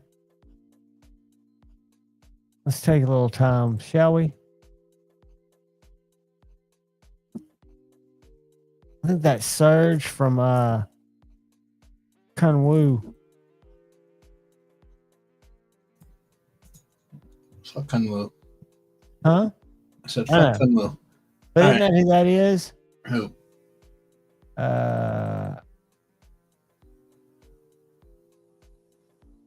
That dude right there. Sergio? Sergio. Yeah. Cliff. I didn't see one from you. I've got one of those in a box, I think. I can't show any of this stuff yet. It looks like they're showing it. I've got some of these. You know how they do Halloween stuff? I've probably got 5 or 6 Halloween boxes. Hey, somebody wants to say hey. He'll probably make me bleed. What's up, Cheeto? Cliff, you're stuck in my message request. I just saw it. Palmer, here are the PM2 scales. That's Lula's putt. Those are beautiful, dude. Sorry, were you can go ahead and show something off. I didn't mean to. I was just showing off putt. He looks pissed. He's pissed he'd make me bleed. He's just got finished eating. He's on his way down back to his place on the couch. I'm actually in the spot that he likes to sleep in. He likes his chair when I'm not in it. He's gangster. He and Tippy had a standoff today. There's definitely some tension there. They're gonna go at it soon. They've kind of, she, like I said, she walks by when he's sleeping and she'll stop in like 3 or 4 smacks. She'll soft claw him. But she's definitely a certain dominance. I really don't either, Richard. Some of them are, y'all remember that acrylic one I had, 1 of 100 that was acrylic? I've got a couple of drop bears or a drop bear that's done like that has some ghosts on it. And then one that's really cool is one of these knives in 14C. It's black. I'm trying to think. With the white ivory looking inset with some ghosts cut out in it. I could show it to you guys, but I got a cat in my lap. Uh-oh. Are you going to go down? Oh. Palmer, what oh, okay. I always thought you were looking for scales. That's what you were trying to figure out. I would not do the M390 Shaman. There are way better Shamans out there than the M390. If it's between those two, then get the Maxima PM2. I'm just not a fan of Maximet. It's a great steel. I know it's a great steel. I know a lot of people love it. And if you treat it right, it's exactly what it's supposed to do. Yeah. I don't have any in my collection. I've actually never owned it. And I think a lot of it was from Dark Gravity's user Air that he will totally take full responsibility for his stupidity. Yeah, if you use it for what it's designed for, then it's a great steel, but it's not a hard use steel and it's not designed to be put any lateral load on it. And a lot of the issues that people had with it were, like you said, user error. They didn't know what they were doing. Yeah. So, well, he knew what he was doing. I think he was just testing because he's big into steel and knows what. I think he just wondered what his point of give would be, right? Which you would think he would have known enough to know better, but evidently he was just pushing it, testing a little bit. I do have. I thought you were just looking for scales, Palmer. I'd say I've got extra PM2 scales laying around that I'd get rid of. I've probably got PM2 scales. I wish I knew where all my stuff. I know it's in like 1 of 3 or 4 spots. I need to clean out my drawer in my bedroom. I've got I rotate 2 sets of smock scales between my smock, and it's time for me to put my Raylight titaniums back on. I've got some G10 smock scales that were designed and done by him that were sold through Blade HQ. Makes it lighter, but I'm more of a titanium guy, even though that doesn't make sense. Let me grab these. Palmer, there's some great ones. I'll throw some in the chat. But Here you go, Palmer. I've got the stock gray G10 ones that come off the Maximum ones. I've got some Rips Garage Tech maroon, uh, Mike Carter. burgundy Mike Carter ones that are Rips Garage Techs. Those are great scales. They fit very well. Yeah, those are the ones that I've got left over right now for the PM2. I like Rips Garage Tech. If you like titanium, I like Rock Scale Designs or Mettenboss. I also like and Mettenboss has changed the game, so it's worth looking into them. And AWT. Original Goat. You know, I've had a long time waiting for scales from them. So Yeah, no thanks there. they're nice people. I mean, they tried to reel it back in, and hopefully they will. It's husband and wife. When I met him at Blade Show, they changed a lot around. We'll see. Yeah, But Rips Garage Tech you can't beat. And I'm telling you, Rock Scale Design and AWT, 10 to 14 days. If they're making you a set, you'll have them come packaged fantastically in a little box with little cutouts. I mean, it's just done well. Yeah, And B Shady, I've got a lot of original goats. I'm kind of sad that Andrew's getting my carbidized. I don't have but one set of those. But this is see it better. This is a Rock Scale Design titanium scale. yeah, those are good. The only issue I have several issues with OG, but the main one is the business model is stupid. Waiting that long unless you're lucky and get in on drop. Yes, wait. There's no reason you should wait that long. The second thing is, you're paying titanium prices for aluminum. Now they have some titanium, Yeah, but those prices are even higher. great. Those are in the 200 range. Here's Like- a guy to watch to keep your eye on. Lex Customs International. These and zirconium are cheaper than Thai from OG. which is unbelievable. Palmer, they claim 6 to 8 weeks, but mine was well over. I know some people that's been up to 8 months, a year. I waited 6.5 months, and it was allegedly a washer issue, is what I was told. And I was not expecting these back in time anytime soon. I sent them some Gen 1 Hogue Decas because they wanted to make some scales for them. They said they'd get me some scales if I'd send them the knives. I had a Warncliffe and a drop point. Sent them both to them. I wasn't using the knives. After Blade Show, I got them back right around the Blade Show the next year. Again, I wasn't in a rush for them. I don't even hold that against them. But I will be putting some scales on this aluminum stitch. Doesn't need them, but I'm going to put some of the Lex Customs. And I need to find a Deca V2, even if I have to buy one. They're very inexpensive for Magna Cut. They're under $150. And I'm sure on the secondary, I could find one for less than that or trade for one. I wonder if you could put the Gen 2 scales on a Gen 1 Deca. Probably not, because you've got the screws that have to hold on the little metal part. Dumb question. What is up, Lancelot Leather? Master Joda is in the house. We've been talking about leather. I'll tell you what I've got to get. And oh, Maddie's not in. And I'm glad my memory sucks because I got a prick. I'm getting another prick that's going to Maddie.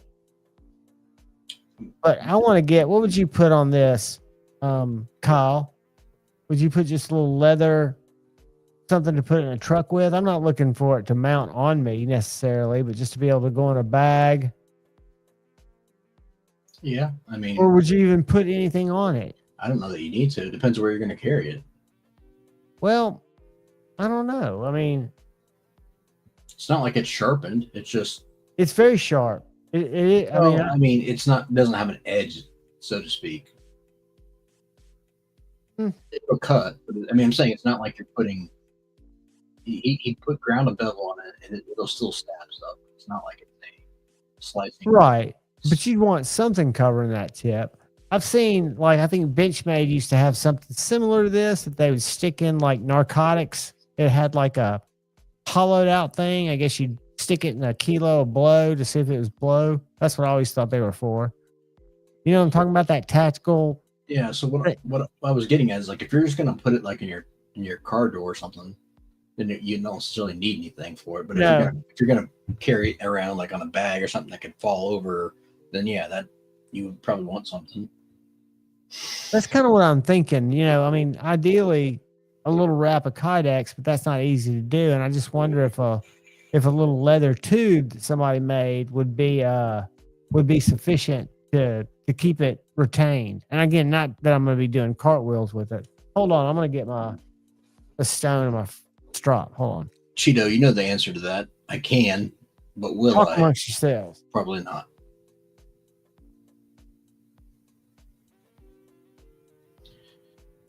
Yeah, everything's got a price, Cheeto.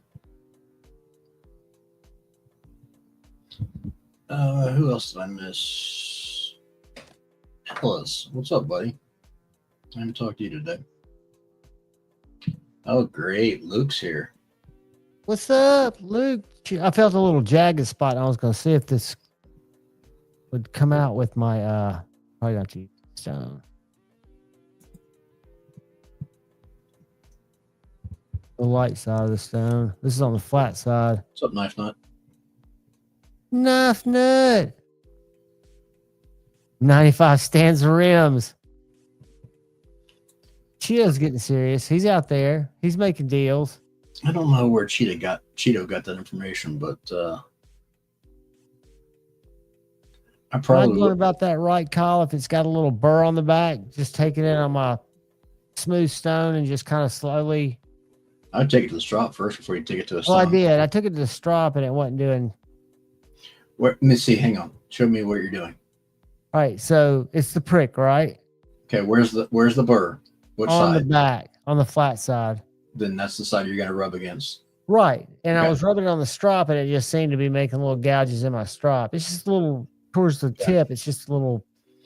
I did too, Ryan. Freaking pansy. So what's what up? would What's you up, Five use? Door? Yeah, I would flat against the stone that or the ceramic, one of the two. Or the strop. Ceramic's round. That's what's kind of jacked up about the ceramic. It's, it's not, it doesn't have a flat surface on this particular one. Yeah, and just take your stone run across there. Like you're honing it. Scooter. Where? I saw Lancelot saying hey to him. That's what I have to say is 5 doors in the house from other people's howdies. Scooter? He might not be in here. I may have read it wrong. Let's see. I don't know where you see that at. Eric for real's in the house. Maybe Scooter's not in here. Ryan Ellis was in here. Ryan Ellis has got a link, but I'm sure he's in a hotel room and doesn't want to do anything with us except sit back. He's probably asleep. He's probably got the hotel TV with porn blaring, and he's watching us. Ellis is lurking with an ice cream sandwich in one hand and his pud in the other. You laugh and you joke. That's what I picture my dad doing. That dude goes through ice cream sandwiches like nobody's business. Well, I thought you were going to say the other one. Well, I think that too. I don't even want to go there. He's at that age where he just doesn't give a shit. I showed up yesterday. It was Monday afternoon. I had to switch out his every 2 weeks. I have to put pills in his little computerized dispenser. I've got to load him up for 2 weeks. And he is in pressed pants, pressed shirt that's too big for him now, but a tie. He looks like he's been in court, dude. Good for him. Yeah, I was proud of him. I was asking what he's been working on a case, he told me. Because he does that stuff with his mind a lot. Dressed to impress. That's awesome. He's always been, I mean, an absolute stunner there, and he still does, you know, when he wants to, or he'll walk around with his robe and his tallywhacker hanging out, like when I had to chase him around the neighborhood. That was a fucking win. Ellis, the only emphasis I'm going to put on your name is putting you in timeout if you keep your shit up. Now, don't get in your feels. I'm not. Just Just AK-69. Ryan. Knife Nut 69.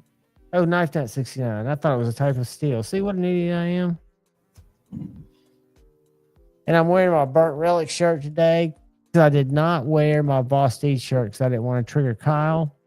And they're not my favorite. They're not my favorites right now. For selfish reasons. That reminds me, we got to talk afterwards. Talk to me, brother. Talk. Well, not now, but we'll talk afterwards. You can throw me under the bus out in the. No. You can always put me. I'm not talking about you, Cliff. Shut up. But the prick is a great little tool. It's a great little what I call a tactical screwdriver that has nothing to do with driving screws. But if you needed to loosen a big screw, you probably could. Shane said he probably ought to do a flat one. I like it like this. Yeah. And his wraps are impressive. I'm not good at doing stuff like that. I see what was that? I just see Javon's dad walking around a robe like on Family Guy, Herbert. Dude, I've not watched Herbert, but he'll be wearing his he used to be a competitive runner, so he'll have a pair of Nikes all the way unleashed, running shoes, and he'll have his robe on and nothing else, and his robe won't always be tied. I still haven't found my factory edge on this, nor have I looked for it, this mutt. But I was watching some of Thomas Moore's Instagram shorts, and it looks like some of these knives are up around 28 degrees. Yeah. And he was showing when you do it and it's just the bottom, you want to raise it or lower it. I forget which way he did it, but I just need to. And if it AARPM is a pain in the ass to sharpen, do I want to wear a stone out on it or wear a stone down, even though I've got Venice? Cheating on me. I see how it is. All caps. What is up? Who's cheating on you? I said you. More. Oh, well, I just caught his stuff. Interesting cat. But this isn't a bad little knife. I forget who designed it. It's a little beefy for what it is, but I like a harpoon. It's probably too small for a lot of you guys because it does kind of fit you into that grip. Yeah, that's interesting. What the hell? No, Sean. I like all caps. So steal your face. No, look.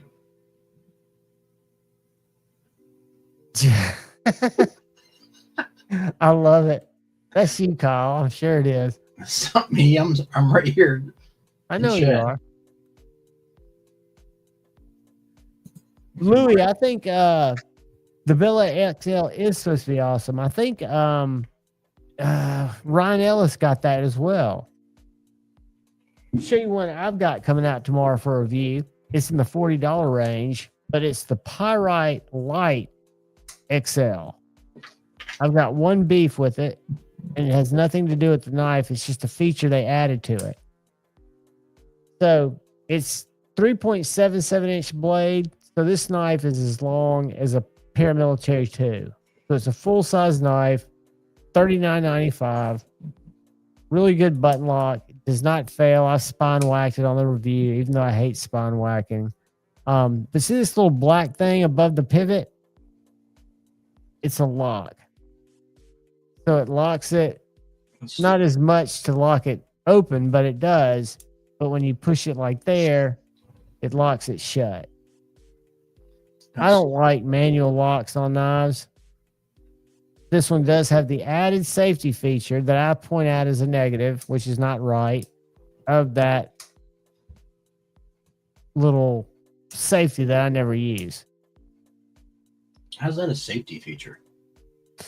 I don't know, Kyle. If you put it in your purse or in your pocket and you close it, it's not going to open, but it's got enough detent to where I've never worried about a knife opening like this before either. And when you do it open, it's not like putting a rod through there to make it, Right. you know. My point is, it's not going to deploy unless you actually deploy it. So That's right. I don't know. It's the same reason why. Never mind. You took your Louis. Did you take your little plastic thing out, and that made it not be a problem? Because I noticed when I took it apart, because I had to take this apart when I first got it because it had too much oil, and the button lock was pushed in, so it was jacked up. It wouldn't work. I had to take it apart to make it work.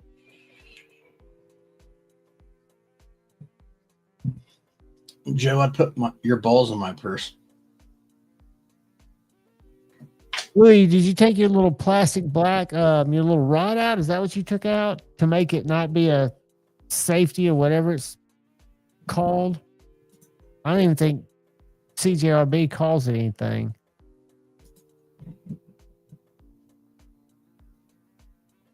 It's a great knife that's going to Shane when I get through with it. For what?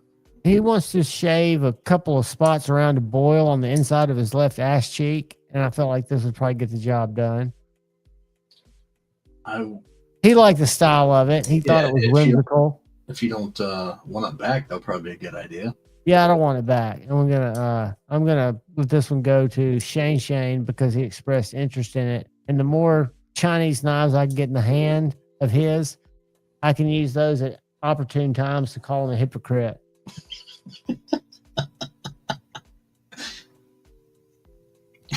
There you go. Shave what where? Yeah, that I mentioned that. I don't know if I've told this story, and I'll keep it short to not gross y'all out, but I had this bump. I hadn't married my ex-wife yet. I was in Jackson, Tennessee, and I had this little bump, kind of like a zit on my neck, but it was deep. It was a sebaceous cyst, I guess. And it felt like a, I don't know, small little marble, and it would never come to a head. So I saw this stuff, and you should never buy anything that's called salve, but it was at CVS called salve. And I put it on there before I went to bed.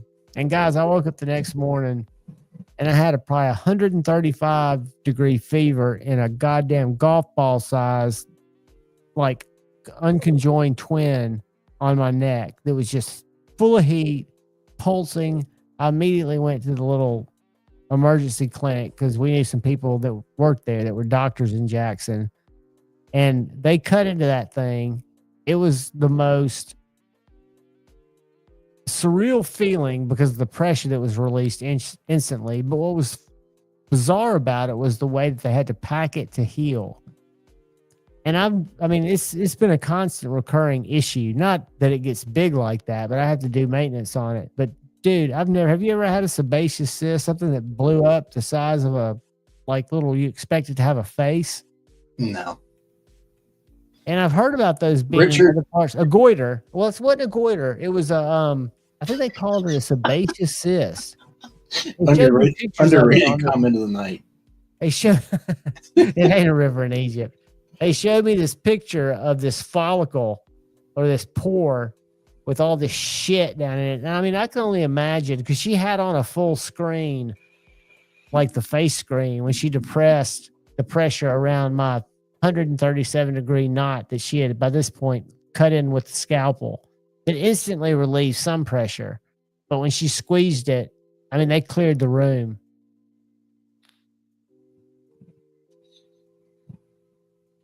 Richard, if you want to call it that, sure.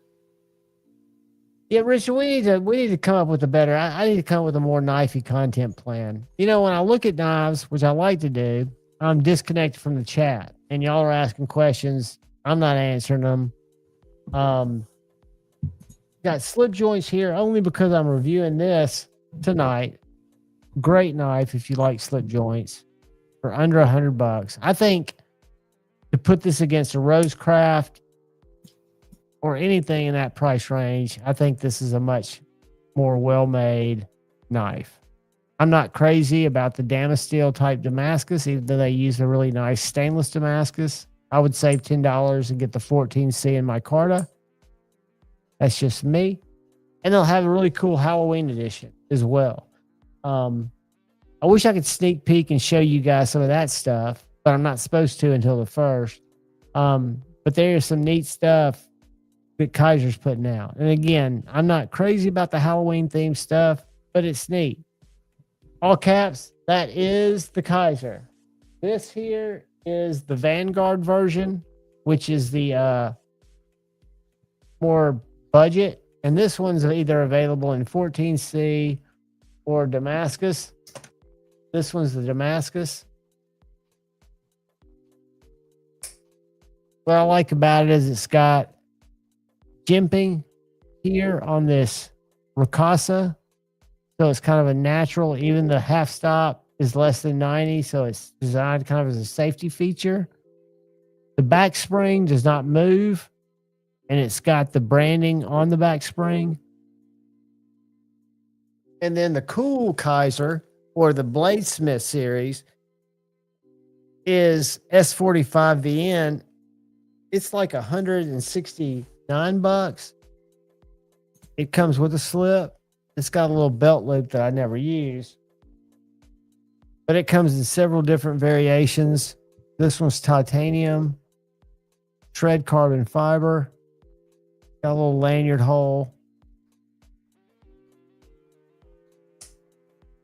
DLC coated. S45. And again, for $160, I think it's a really solid contender in that premium imported slip joint market. I think it's a winner. I've had it in my pocket for going on 30 days at least. No, it's not, buddy. It's just what I happen to have. Javon on Mushies asked me if this was brought to me by Kaiser. I'm getting trolled. It's actually brought to you by Jack Wolf. There you go. So we got Jack Wolf, and we've got Great Eastern Cutlery. One of my favorite sponsors. There you go. Luke had a question. I'll tell you, to me, the access is great. To me, the Holier Nerd has always been one that's tricky to flick because it's so short, right? So I got to put a little wrist in it. But what to me is more impressive than the access is this hole on the older version is kind of rounded, where the Holier Nerd, everything is done very sharp with very specific and determined edges. So for a slow roll, for example, it just gives you great control of that blade. For a reverse flick, and this one isn't really broken in, it's fine, but I never had a problem with the Bulldog or the Bulldog Revision B. I like the Revision B. I had a blade swap done in one, but the original Bulldog blade hole was not a problem for me. I don't think it was that it was a problem for a lot of people. The Kaiser slip joint Lancelot, it is, great question. Derek, how do you know which one's yellow?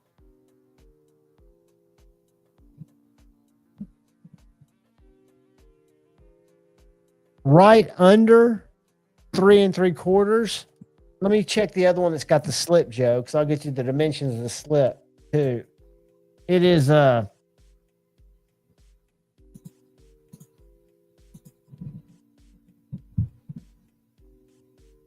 going to call it 3 3/4 closed.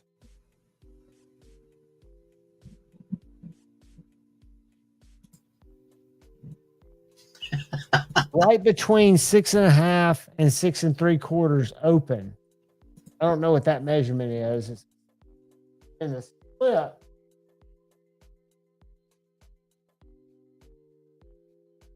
Oh, Derek. It's 4 1/4. He's looking for the slip dimensions.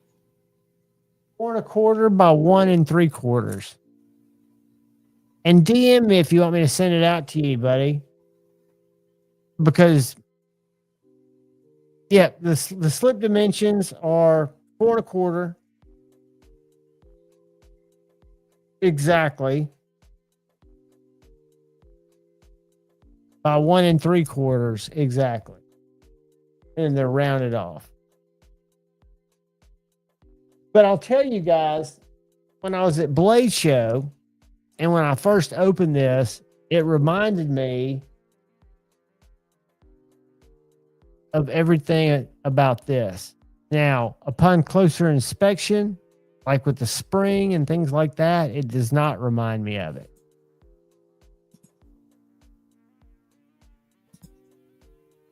And the hollow grinds on these are very impressive, where the Kaiser's are flat. And the spring strength of the Jack Wolfs is much stronger.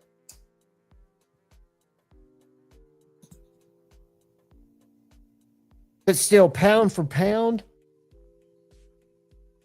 my favorite, is the QSP Hedgehog. And I like Austin's M390 version, hollow ground.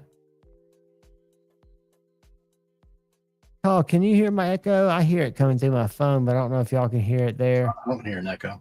Good. Oh, my condolences, B Shady. I do not think I have, Luke. Who makes that? Is that a Kaiser the Protein? No, that's Prince Customs. No, but you showed me that Friday, weren't you, Kyle? Yeah. That's a beautiful knife. There's so many wonderful knives that I get exposed to here that's one of the great things about Blade Show. And unfortunately, like Prince Customs probably doesn't go to Blade Show. Yeah, he does. What's that? He went there last couple of Blade shows. See, that's why I would put him on my list just to go by and experience one of his knives. Yeah, he's a cool cat, from what I understand. Richard, I never even looked at a slip joint, swore I'd never owned one. Finally broke down, and the first one I got was the Ohio River Jack. If anybody's looking for OG Ohio River Jacks, there are 2 at Knives and More, a Spear Point and a Sheep's Foot, both like new, but it's priced to sell. But that was my first slip joint. And then I started buying a few because it was kind of that collection bug in me. I picked up my first Jack Wolf, got pocket metal to help me acquire my first Great Eastern cutlery, picked up some Vipers, gave away a bunch because I got some Rough Rider reserves, some line steels, some Fox, a MKM or 2, and really just enjoyed them, carrying them in my left pocket. Got a Surge. My Surge is not the one I wish. Luke, you looking for a protein?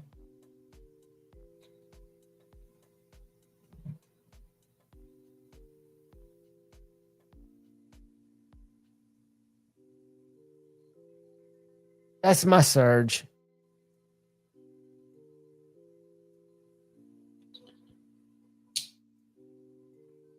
This little utility blade. I sell small. Luke, which one do you have? I like the new Warney, but I hate the fact that he's still doing 20 CV on some of them.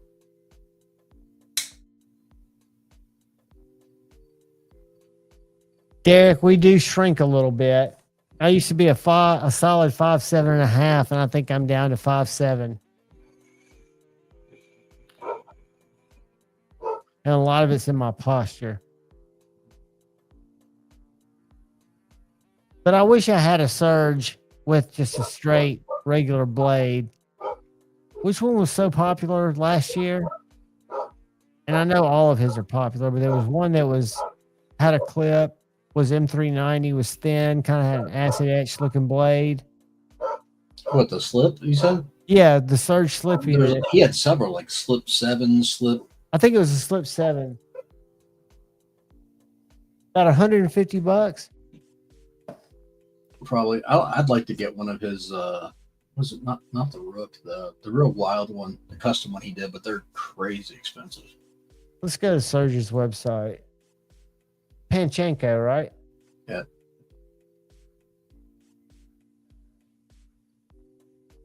Luke, pretty much anything. Kyle, keep the questions for me because I'm behind the curtain.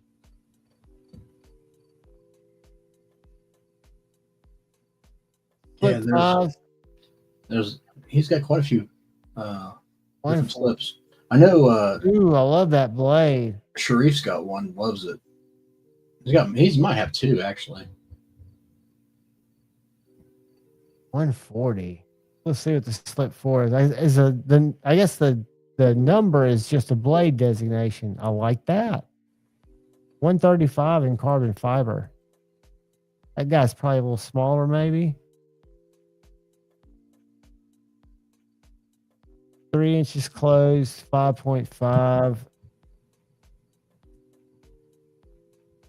This one is 6.3, 3.62 closed. So maybe that's why it's a little less expensive. And the coin cloth's $400. That's a button lock, I guess. Yeah, that's not a OEM one. I think that's his actual one of those customs. That's why it's more expensive.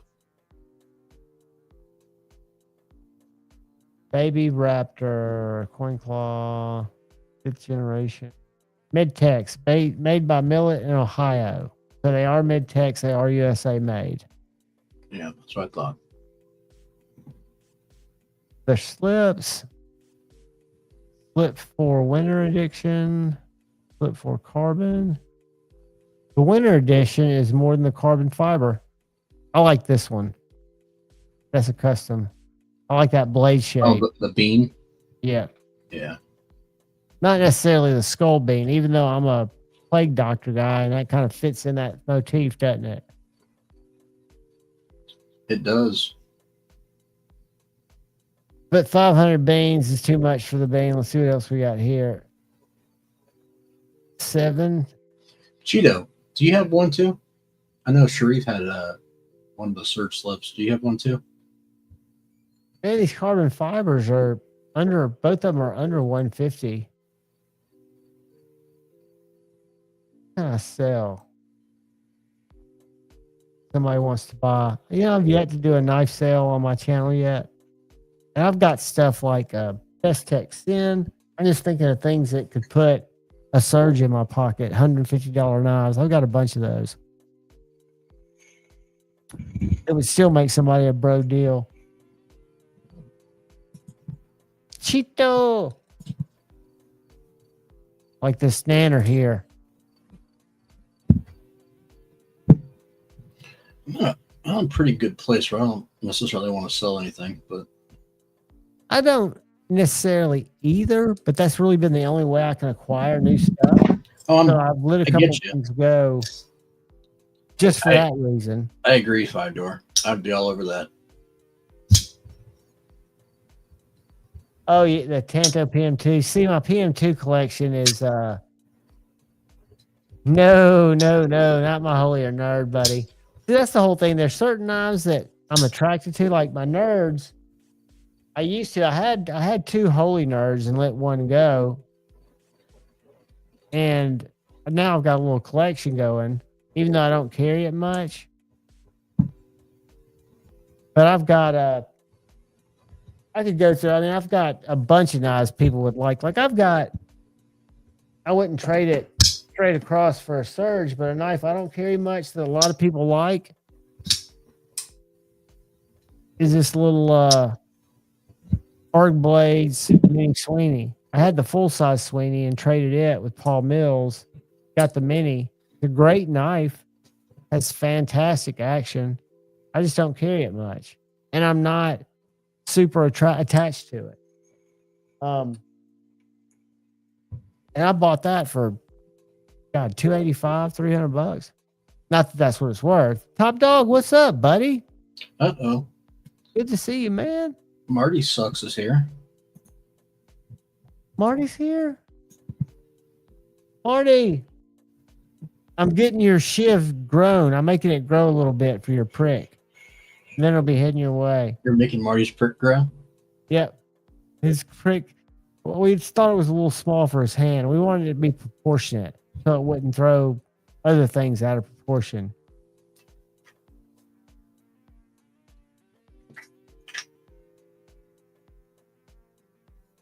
It's just my TRMs. And it's Sobek Scooter's fault, but my first TRM was this my Carter Nerd or Carter Neutron.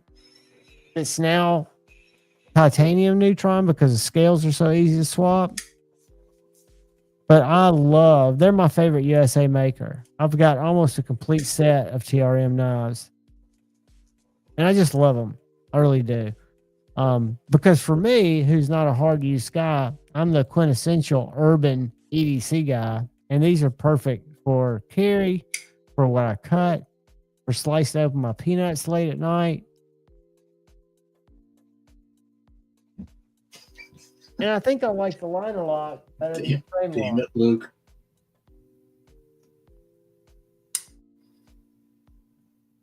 Luke, I collected so many Civivis. I bet you, if I went back and looked at the live streams, I've given away 70, probably, maybe 60. And they're good. I don't think I ever had a bad Civivi. Probably my favorite was the riffle and that little button lock that was so thin. What was it called?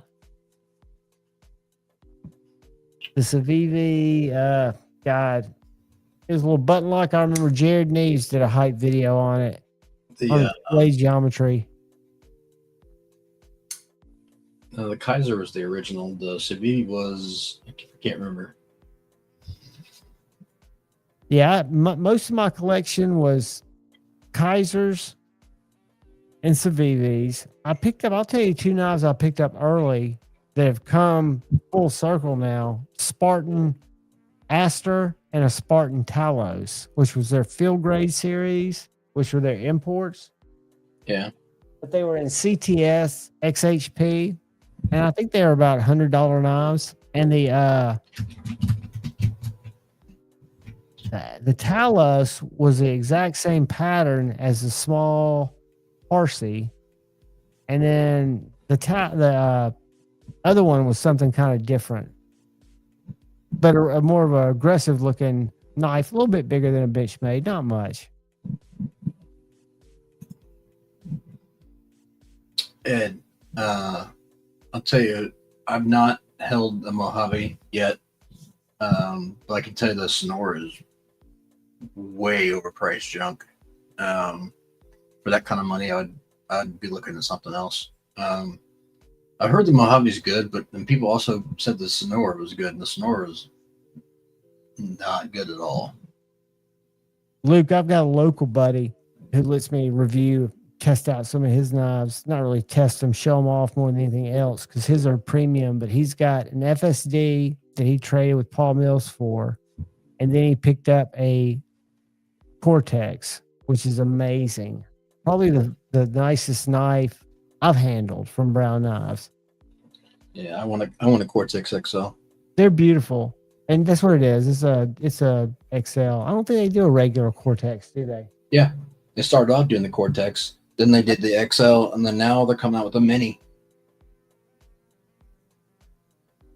I used to love mini knives anymore, even though I don't need much more than 3 inches. That's what she said. I like a little bigger knife. I can't lie. Yeah. CGRB Silax. Which one's that? Let me pull it up, Maddie.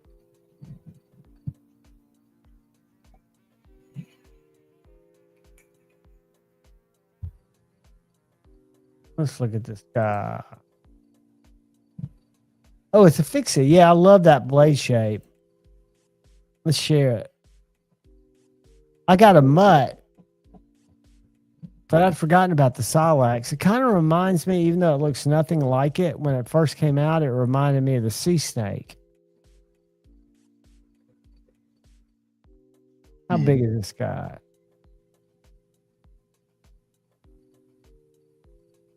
Five-inch blade, so it's a full-size knife. 9.74 inches. Yeah, it's a good-looking knife. It's a little big for me. It's a Dylan design. Makes it even better. Has Shane posted any more pictures of the knife he's doing with Dylan? No. Ed, the other ones have detents, but they're not strong. The eye's closest that they do to a strong one. It's a button lock style, so it's not going to be super hard firing, but the eye definitely does. What's up, Roman? Haven't seen you in a bit, man. What's it called, Palmer? Is it just some random stuff you get at the detail store, or is it something commercial? Where you're like Ryan and you have to get proprietary illegal stuff that he dumps in local rivers just to make fish die. Congratulations, Neil.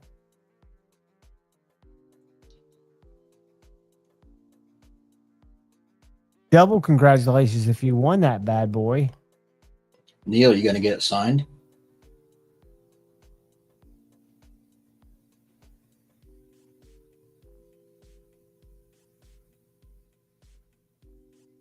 Since we've been talking about Kaisers, I still laugh at this one every time I open it or unsheath it. I wish it was ABL, but it doesn't matter. It does matter. Well, for what I'm using it for. And the choil on it's terrible.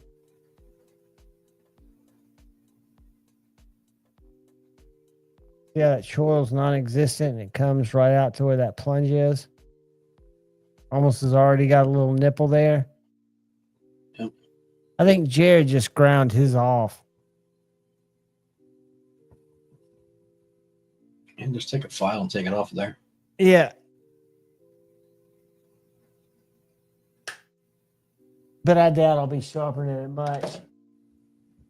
One I was more impressed with was this little Begleiter Tanto Fix, because it's hollow ground, really thin. And it's on the cusp of what's as big as I'll carry. And this is it. This is about as big as I'll go. I think it's 7.5.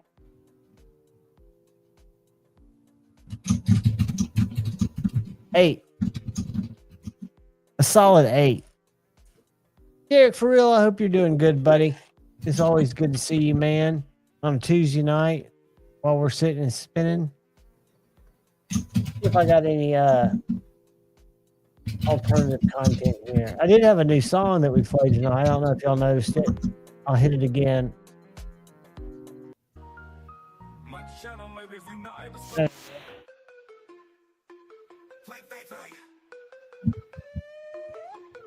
Late night, patty whack, give a dog a bone, grab a snack, sit right back and never be alone. It's time for Insomniac, sit and spin, a knife live stream and a gathering of friends. The difference with that one, Kyle, is I fed it a few lyrics. So I gave it a few bars and said, see what you can do with this. And I could see how if you worked at it, cook some butter chicken. Yum. Don't get me hungry. I'll start thinking about Taco Bell. Next thing you know, I'll hear that little dog song in my head. I went old school tonight. I just had a fried egg sandwich. Ooh. So when you do a fried egg sandwich, do you make it toasty or do you put it on soft bread? No, I put it on soft bread.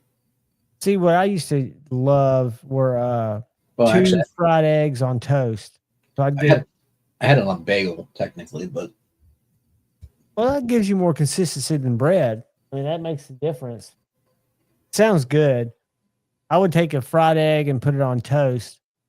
And then when I cut into the yolk, because I do it over light, it would soak the toast.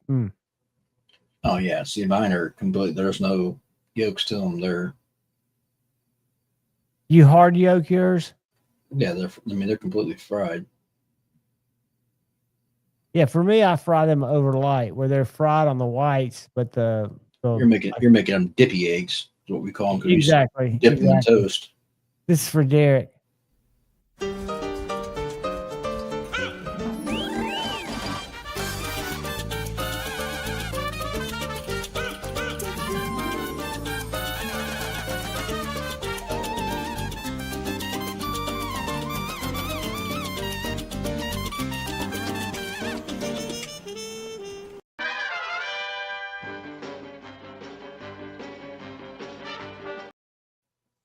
All right. I was going to see if I sent this to my mom. I was going to show it to you guys, but I don't know if I sent it. And I'm not going to look for it if I didn't. But this is pretty intense. This is a trail cam. Where is it? I disagree. I like soft bread. Soft bread, hard bread, give a dog a bone. Yeah, that and I'm sure there are other ways to use Chat GPT instead of using these apps, because these apps limit what Chat GPT does. But Chat GPT, I signed up, or I follow this guy on Instagram, or this service on Instagram that gives you specific scripts for planning your day, for doing all kinds of weird shit. And it is nope. I don't have it's a group of wolves or coyotes that are hanging out in a trail cam, and they thought this little chihuahua had been eaten by them. And the trail cam's been picking him up, hanging out with these coyotes, eating with them, walking with them. And I forget the quote. He wasn't taken. He arrived or risen or something. But it's a little chihuahua hanging out with these, and it doesn't look like AI at all. Could be AI. I'm with Derek. I hate those little, call them chihuahuas. You know what? I've always thought they're very annoying with their bark because it's very piercing. But that person that I was involved with for 4 years had two. One of them was named Romeo, and he was one that she rescued. She rescued both of them. The second one was kind of squirrely, but Romeo was the warmest, friendliest little guy. And he didn't think he was little. I mean, he would take on anybody. He made you nervous walking him. Dude, those things are yappers and yippers more than anyone else, but they have more bites than almost any other breed. Oh yeah. I mean, people would come up and say, "Can I pet him?" And I said, "Look, he bites." The worst one I had was the Pomachie. I had a rescue Pomachie that must have been abused when it was little, and that thing we named it Cujo. You gave me 3 points, Derek. My ex would let them all sleep in the bed with us. And he maybe weighed 2 pounds. And if you just happened to roll up against him in the middle of the night, you'd wake up just bleeding. Yeah. That little motherfucker would just latch onto you.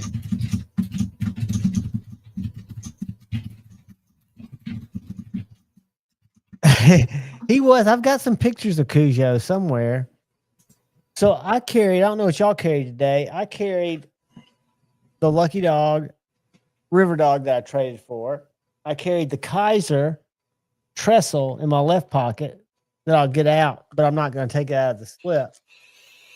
I'm trying out this front pocket wallet, this Aswell, because I don't carry a lot of cards or a lot of cash. That was in my front pocket with my slip joint. And my folder, and then y'all can tell me what y'all carried, was my Crewwear Lamia. Nope, it wasn't. I was thinking, why didn't the frame lock work? It was my TRM Bulldog. I carried my Lamia earlier. And this is the Revision B that, yes, the hole's bigger, but more importantly, it's much crisper. So you get a lot more grip. And I love this knife as a slow roller. Only thing I carried today was a candy bar and Resentment. I always carry a little Resentment. What kind of candy bar? 100 grand. Those are some of the best. They're one of my favorites. 100 grands. I used to love Nestle's Crunches too, but they lost something along the way. Yeah, I never got into those. You just like the caramel? I mean, I would think if you like the 100 grand, a crunch would be a natural. Unless you don't like chocolate bars. They're just it's a different type of chocolate I feel you. to me. It is come up and rip the crap out of your pants leg like little Yoda trash. Exactly. I'm telling you, man, they don't know their size. That's the thing. Watching these two cats socialize in my house has been bizarre. I mean, because Tippy doesn't put up with shit, but Puck's gotten tired of being bullied, so he's starting to try to stand up for himself, and it's not going very well for him. One of his ears is shredded. Well, we'll learn. Yeah, I mean, Tippy never. Well, Tippy does when she walks past him. Always check punches him, just to let him know that she's there. I mean, he'll be dead asleep, and she'll just walk by and whack him and keep walking. He'll wake up and not even really know what hit him. Night, top dog. Night, brother. Yeah, Luke, I'm not much of a typically a chocolate person as far as like candy bars or anything, but I'm really not either. I heard Jimmy Kimmel got his job back. I'm browsing YouTube. Is that true that he was just suspended? That he wasn't? Yeah. What a bunch of crap that is. Well, then Sinclair opted to not show him in certain areas, so it's a whole battle back and forth still. I don't know. It's stupid, but It's all stupid. I just think if you're going to make a call, whether the call's right or wrong, you just stick by it. But so much is just media manipulation. Yeah. I was seeing. I'm going to show y'all something kind of funny. And I know y'all hate it, but all right. Let me see if I can find this little short film from today. Thorough Joe Burrow. Where is it? Let me go to my history. Y'all talk amongst yourselves. I think I watched it. I've told y'all about that guy that lives in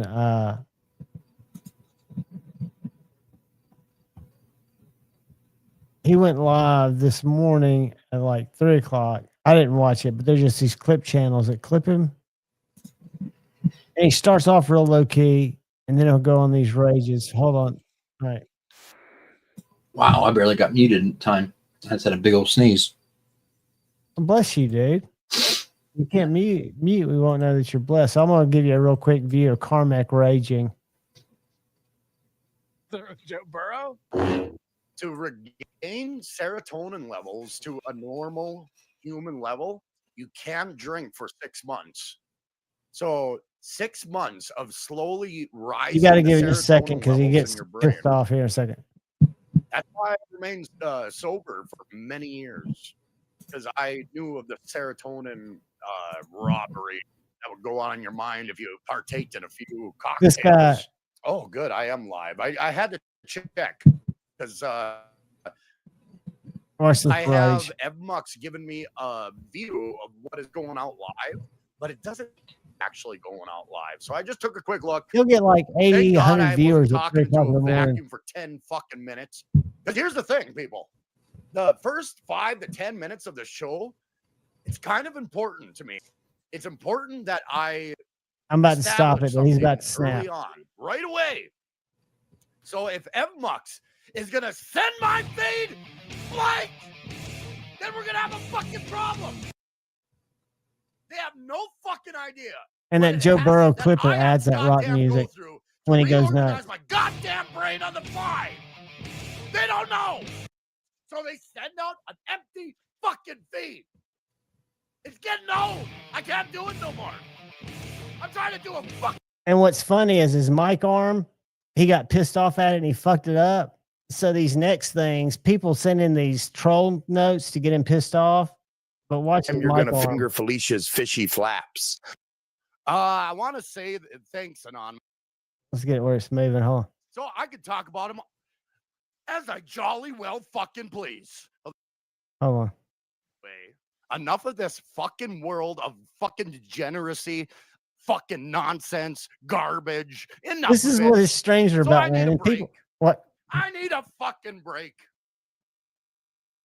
Watch his mic stand. Yeah, I need a fucking break. Are you guys going to tell me otherwise? Dude is off I his mean, this rock. dude is fucking high strung. Fucking shit. He's retarded. Yeah, just go down. Yeah, keep going fucking down, microphone arm. Keep fucking said that. going down. Anyway, I'll stop him. But what he's doing is he's got this internet girlfriend, right? He's a comedian, and she's got him. He's trying to kick alcohol, edibles. Thank you, And- Maddie. Hey guys, I'm just trying to expose y'all. Y'all expose me to cool knives. I expose y'all to just brain rot. But this guy, what you do? I mean, this dude has gone from he lost his job like 6 months ago. He came on the scene, this Dabbleverse scene that I piddle in, and he's just blown up to where he's such a lol cow, which people laugh at him because he goes off on these tangents. But now that he's gotten sober, allegedly, and he doesn't do all these things he used to do, he'll just snap. I mean, he'll go live anytime between 7 o'clock at night and 3 o'clock in the morning. And usually his streams are about 30 minutes because people troll him. And he uses this thing called super tips where you can write in, like, for using somebody else's voice, you can write in some just horrible comment to him, calling out his manlyhood or something else, and it reads it. And he has to sit there and then answer it or just tell him fuck off. And he'll always rage quit. It's just like watching a train wreck. What can I say? I'm pathetic. I am that. No, Derek allegedly in that clip from this morning, he was. But what his thing that he's been trying to come off of that I don't think he's successfully come off with, I've not had experience with it, but I know people who have, is that 7-hydroxy, that concentrated kratom, where they've taken it and not adulterated it, but synthesized it to make it more like opium. I'm just gonna find this for you, Javon. You're talking about chocolate. You want to see one of the coolest chocolate desserts?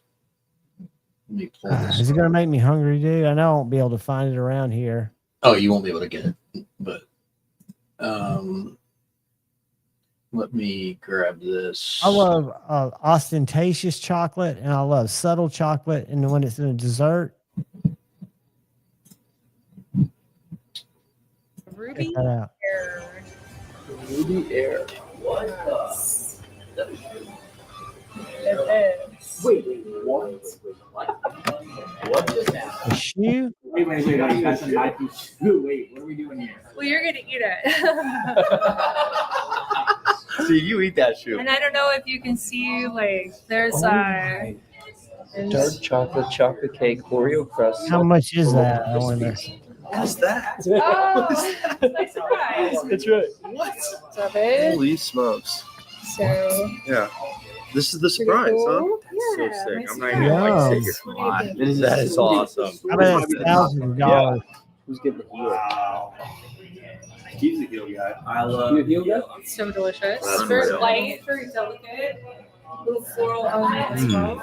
And then the Yeah, this is real gold flakes on this. Edible gold. right. Oh my gosh. Yeah. Thank you. Are we going to Yeah. eat the rest of this? That is unbelievable. Design wise, that's like a 10 out of 10. Taste wise, 10 out of 10 as well. Like I also thought like Blake walked. I don't know how it'd pair with white wine, but that looks yummy, dude. Yeah, that's especially you can get at Jack Ruby's Steakhouse. That's in Columbus. They have, I think they have one in. I don't know if there's one in Nashville now or not. Jack Ruby, I've seen those somewhere. Orlando, maybe? No, There's not one in Orlando, Ruby. I've been at one with is there one in Dallas? no. I think there's one in Columbus and one in Lexington and maybe one in Nashville. The only reason is I used to travel. Maybe it was Columbus. Let's go. Steakhouse, Nashville. Yeah, there is one in Nashville. I've not been to that one though, but they have that same shoe. Jack Ruby's Steakhouse, Nashville, Louisville, Lexington. I think I've been to the one maybe in Louisville. There's one in Cincinnati too. Yeah, Cincinnati, Columbus. I was just gonna see if I could pull up a menu. Events, online ordering. There's desserts. I'm just curious what that Nike was. I'm trying to say. I don't know. I think that's a specialty thing. That Yeah.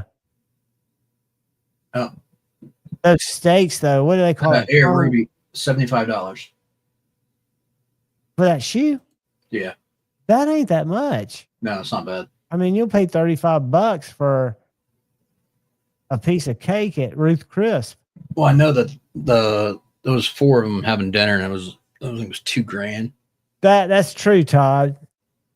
I'd have to pick the foot. They'd have to bring you like 2 menus, one with the shoe, and then one with the foot that I got to eat it off of. Yeah, be more size 6. Jack Ruby's is legit one of the top steakhouses around. Sounds delicious. And Richard, that's one of the things I'm weird about. Like, I love tiramisu. And if you sneak me a chocolate raspberry cheesecake or something that I don't know that it's made with cream cheese, I can't eat just a cheesecake. Now, Cheesecake Factory, I love it. And like I say, if I get a chocolate cheesecake that I don't even taste that, but everything else, I'll taste the sourness of that cheese. Derek, that's not horrible for a higher end sit down steakhouse. That's including drinks and stuff too.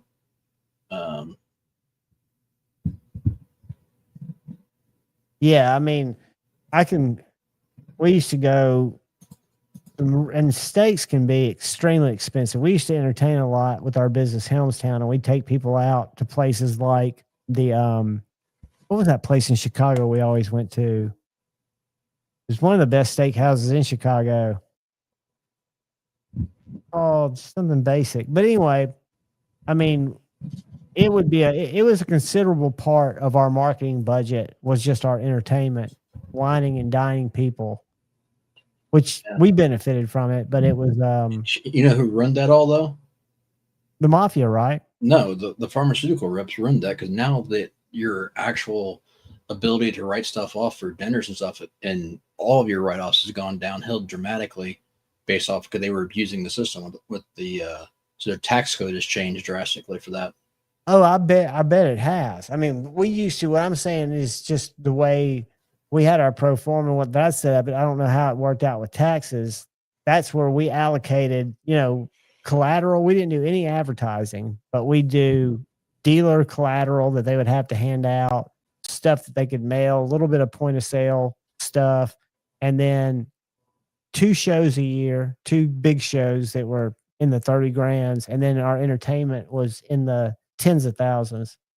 Well, before you could take people out for lunches and whatever and write off the alcohol too. Like, all that stuff has changed. Oh, dramatically. What's up, Tina? What is up, Tina? Yeah, it was actually, my daughter was 2000, 2001, right in there. So it was longer than that. Yeah, Cheese Pie Factory does suck, but long time ago, that's where I got my first cheesecake that I would actually eat because it looked so good. Richard, he meant SD as in San Diego. Do you guys have Aldi's up there? Yeah. As weird as this sounds, and you either love it or hate it, they make these little chocolate bars, and they are very good, man. I think they're very good. You can get them in caramel, hazelnut, or just regular chocolate. I think those are the 3 choices. They're very inexpensive, and they're good, man. The ones here are pretty ghetto. I don't go to those places. Well, the Aldi's themselves are, and you got to pay for a cart, man. Yeah. What's with that? I guess you're saving overall. I think you should. If people are going to leave them in the parking lot, you should get fined for that shit anyway. That's one of my favorite viral clips. There's that one dude that goes around with people that just leave their carts out wherever he takes them and puts them behind their car so they can't back out. Or I've seen them zip tie them to bumpers and or handcuff them to their door handle. Yeah, and people just get irate, man. It's great. It is so funny. And then they'll ask me, why'd you just leave it out here? You expect somebody else to do it for you? Yeah, it pisses me off too. Not to that extent, but it's hilarious. So what are you photographing this week, buddy? I don't know if I'm allowed to talk about it, but I got you don't have to talk about it. Just some interesting stuff. Yeah, it's actually just they're in just for photography. They're not in for sharpening or anything. So there's something that hadn't come out yet. Something that's secret squirrel. It's not part of a private collection. I've got some. I'm trying to think of the content. I've got the XL will come out tomorrow on the pyrite or the large. It's not. Excuse me. It's not called an XL. Then I'll do the slip joint. Then I'll probably do a couple combo videos. Then I've got to slip in a couple more CJRBs, and then it'll be October. And I've got a bunch of Kaisers, but I'm hoping to get some stuff from TKL. I need to reach back out to Michael. He told me to remind him, and I haven't wanted to bother him because I was going to borrow a couple of knives from him to review and send back his model. What's it called? Model 2? Model 1? Yeah, Model 1 and his little slip joint. This is the only one left right now that I've got to work on for sharpening. Ah. Then I reached out to Concept right when I saw the Orlock was live. Y'all know we talked about that, right? Yeah. And they don't have any more. So luckily Ryan's got one coming in, and I'm going to review his because I did the pro. That's beautiful. Is that Ryan's? Yeah, William Henry. Are you going to sharpen that bad boy or photograph it? Sharpen it. So what do you anticipate that being set at?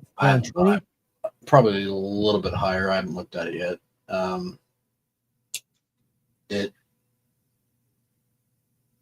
It's probably going to be. I'm probably going to start 22 and then go from there and see how it is. I've got one of those little rulers from NAF that's got the angle things cut into it. How accurate are those? I don't know because I don't know. I've never had one. I don't know how.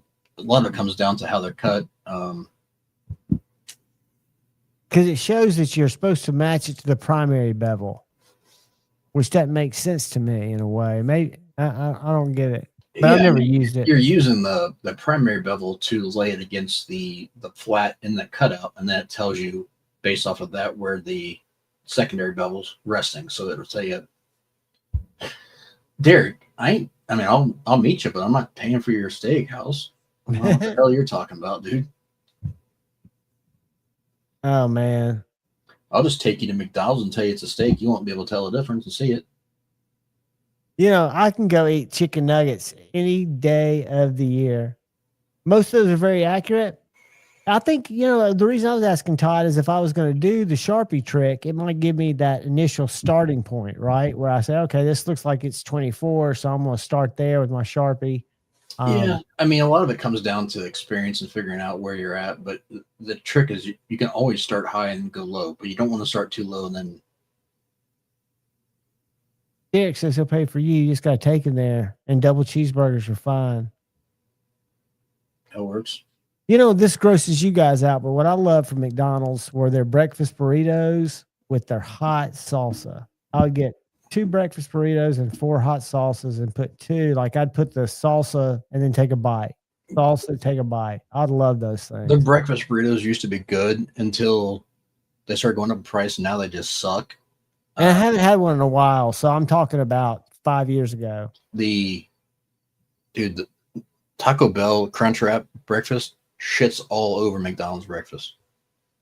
I bet it's good. I've never done an AM. Well, besides 1 a.m. Taco Bell, I've never done their morning stuff, and I've heard their breakfast is really, really good. The breakfast Crunchwraps are absolutely fire. So what's a crunch wrap? Is it like a burrito, but it's got a crunchier exterior? No, it's just a tortilla shell, and then they put the stuff inside and then fold it up. Like the normal crunch wraps you can get in the afternoons and evenings.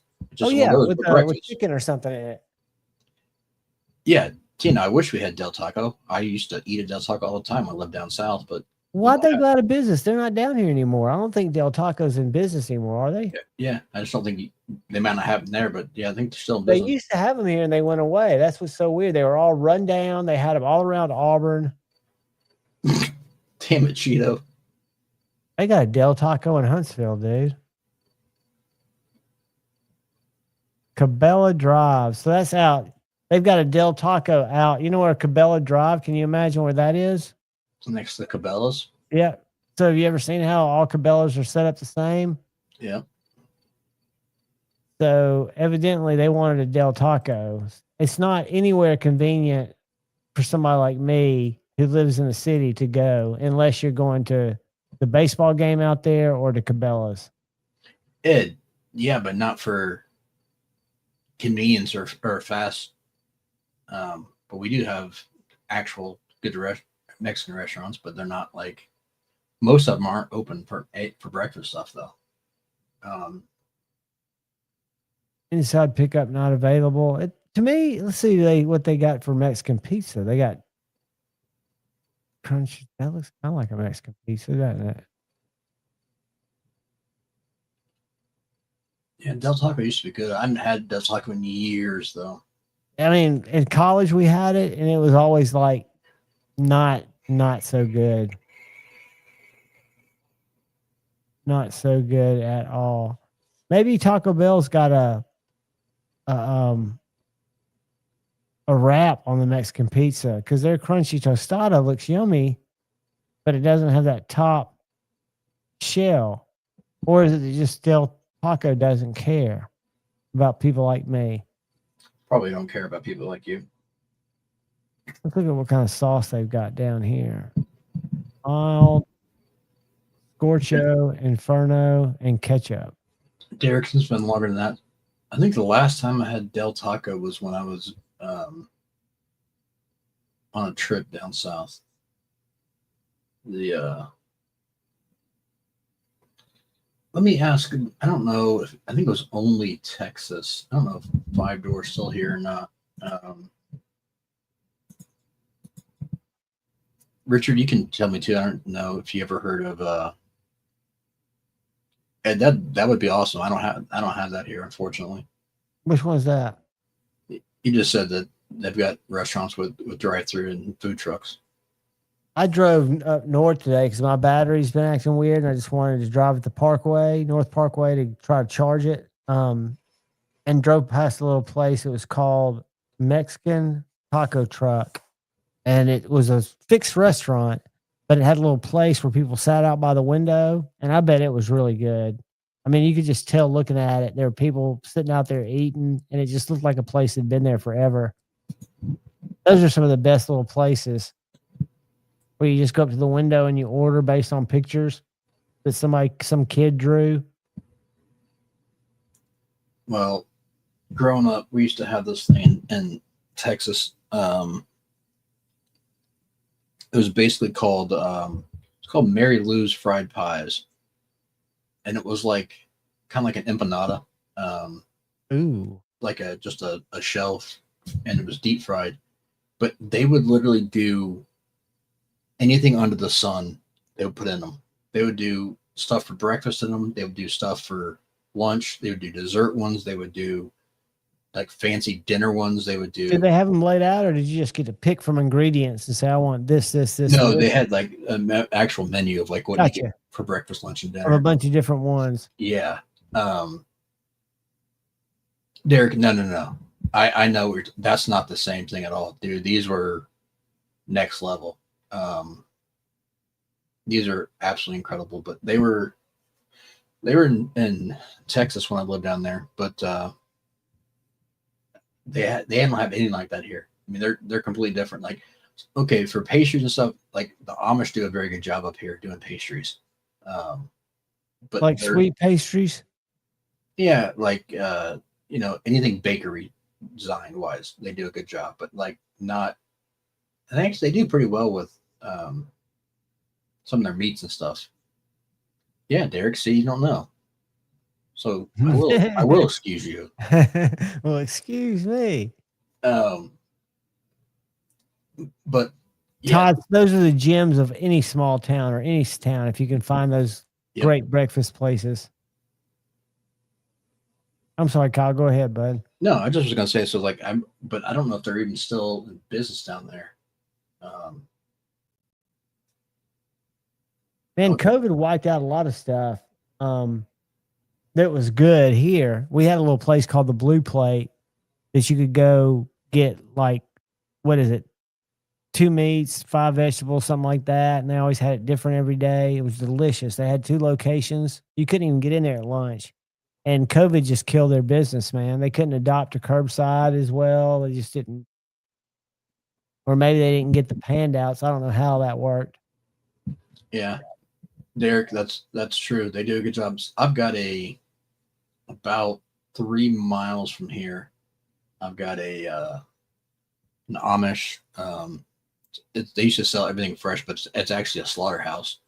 And then they've got a secondary store where they sell all of their fresh meats and then fresh produce and fresh everything else. But then they do all their bakery stuff there. It's pretty awesome. That's true. I mean, you can't judge a book. A lot of times it's scary, but if you've heard about it, the ones that are the tuckaways are some of the biggest winners. But if you're just guessing on them, that's a little risky. There's an Indian place here I wouldn't let you go to that people will tell you is great Indian food, but I went in there once and literally had a traumatic experience. Derek, no, I don't, but I know you're talking about Der Dutchman in London. I'm familiar with that place. South and west of there. But yeah, Der Dutchman is a pretty good Amish restaurant too. They got some pretty cool stuff. That's what people don't realize. Like up north, up near Joe Isabella, there's a huge, like they have like just hundreds and hundreds of miles of Amish land up there. It's crazy. I ate some good stuff around Middlefield.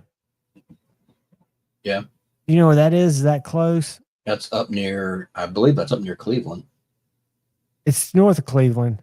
No, there's not much north of Cleveland besides the lake. Yeah. So Middlefield's where Sub-Zero Wolf is. And we'd go up there.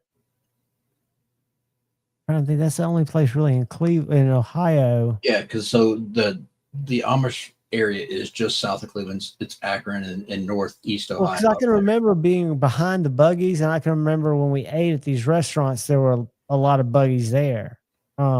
Yes, they're Mennonites, and there's also German Baptists as well too. Mennonites, yeah, that's what they were exactly. And they had like a hot rock that they would keep in the back of their little buggy. Because they talked to us about that, showed it to us. Because my crazy owner guy would engage everybody. He was from Arab, a little redneck.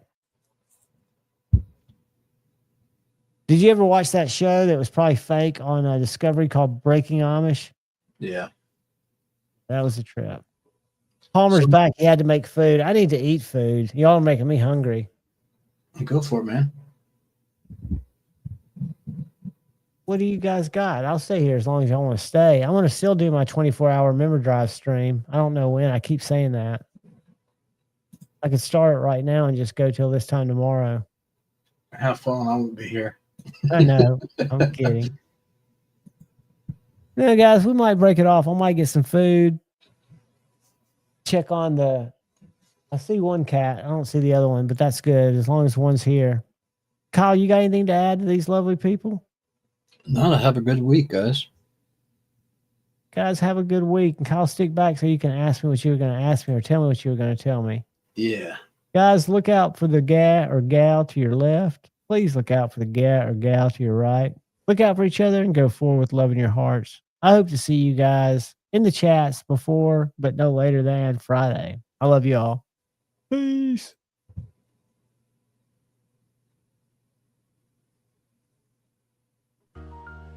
Much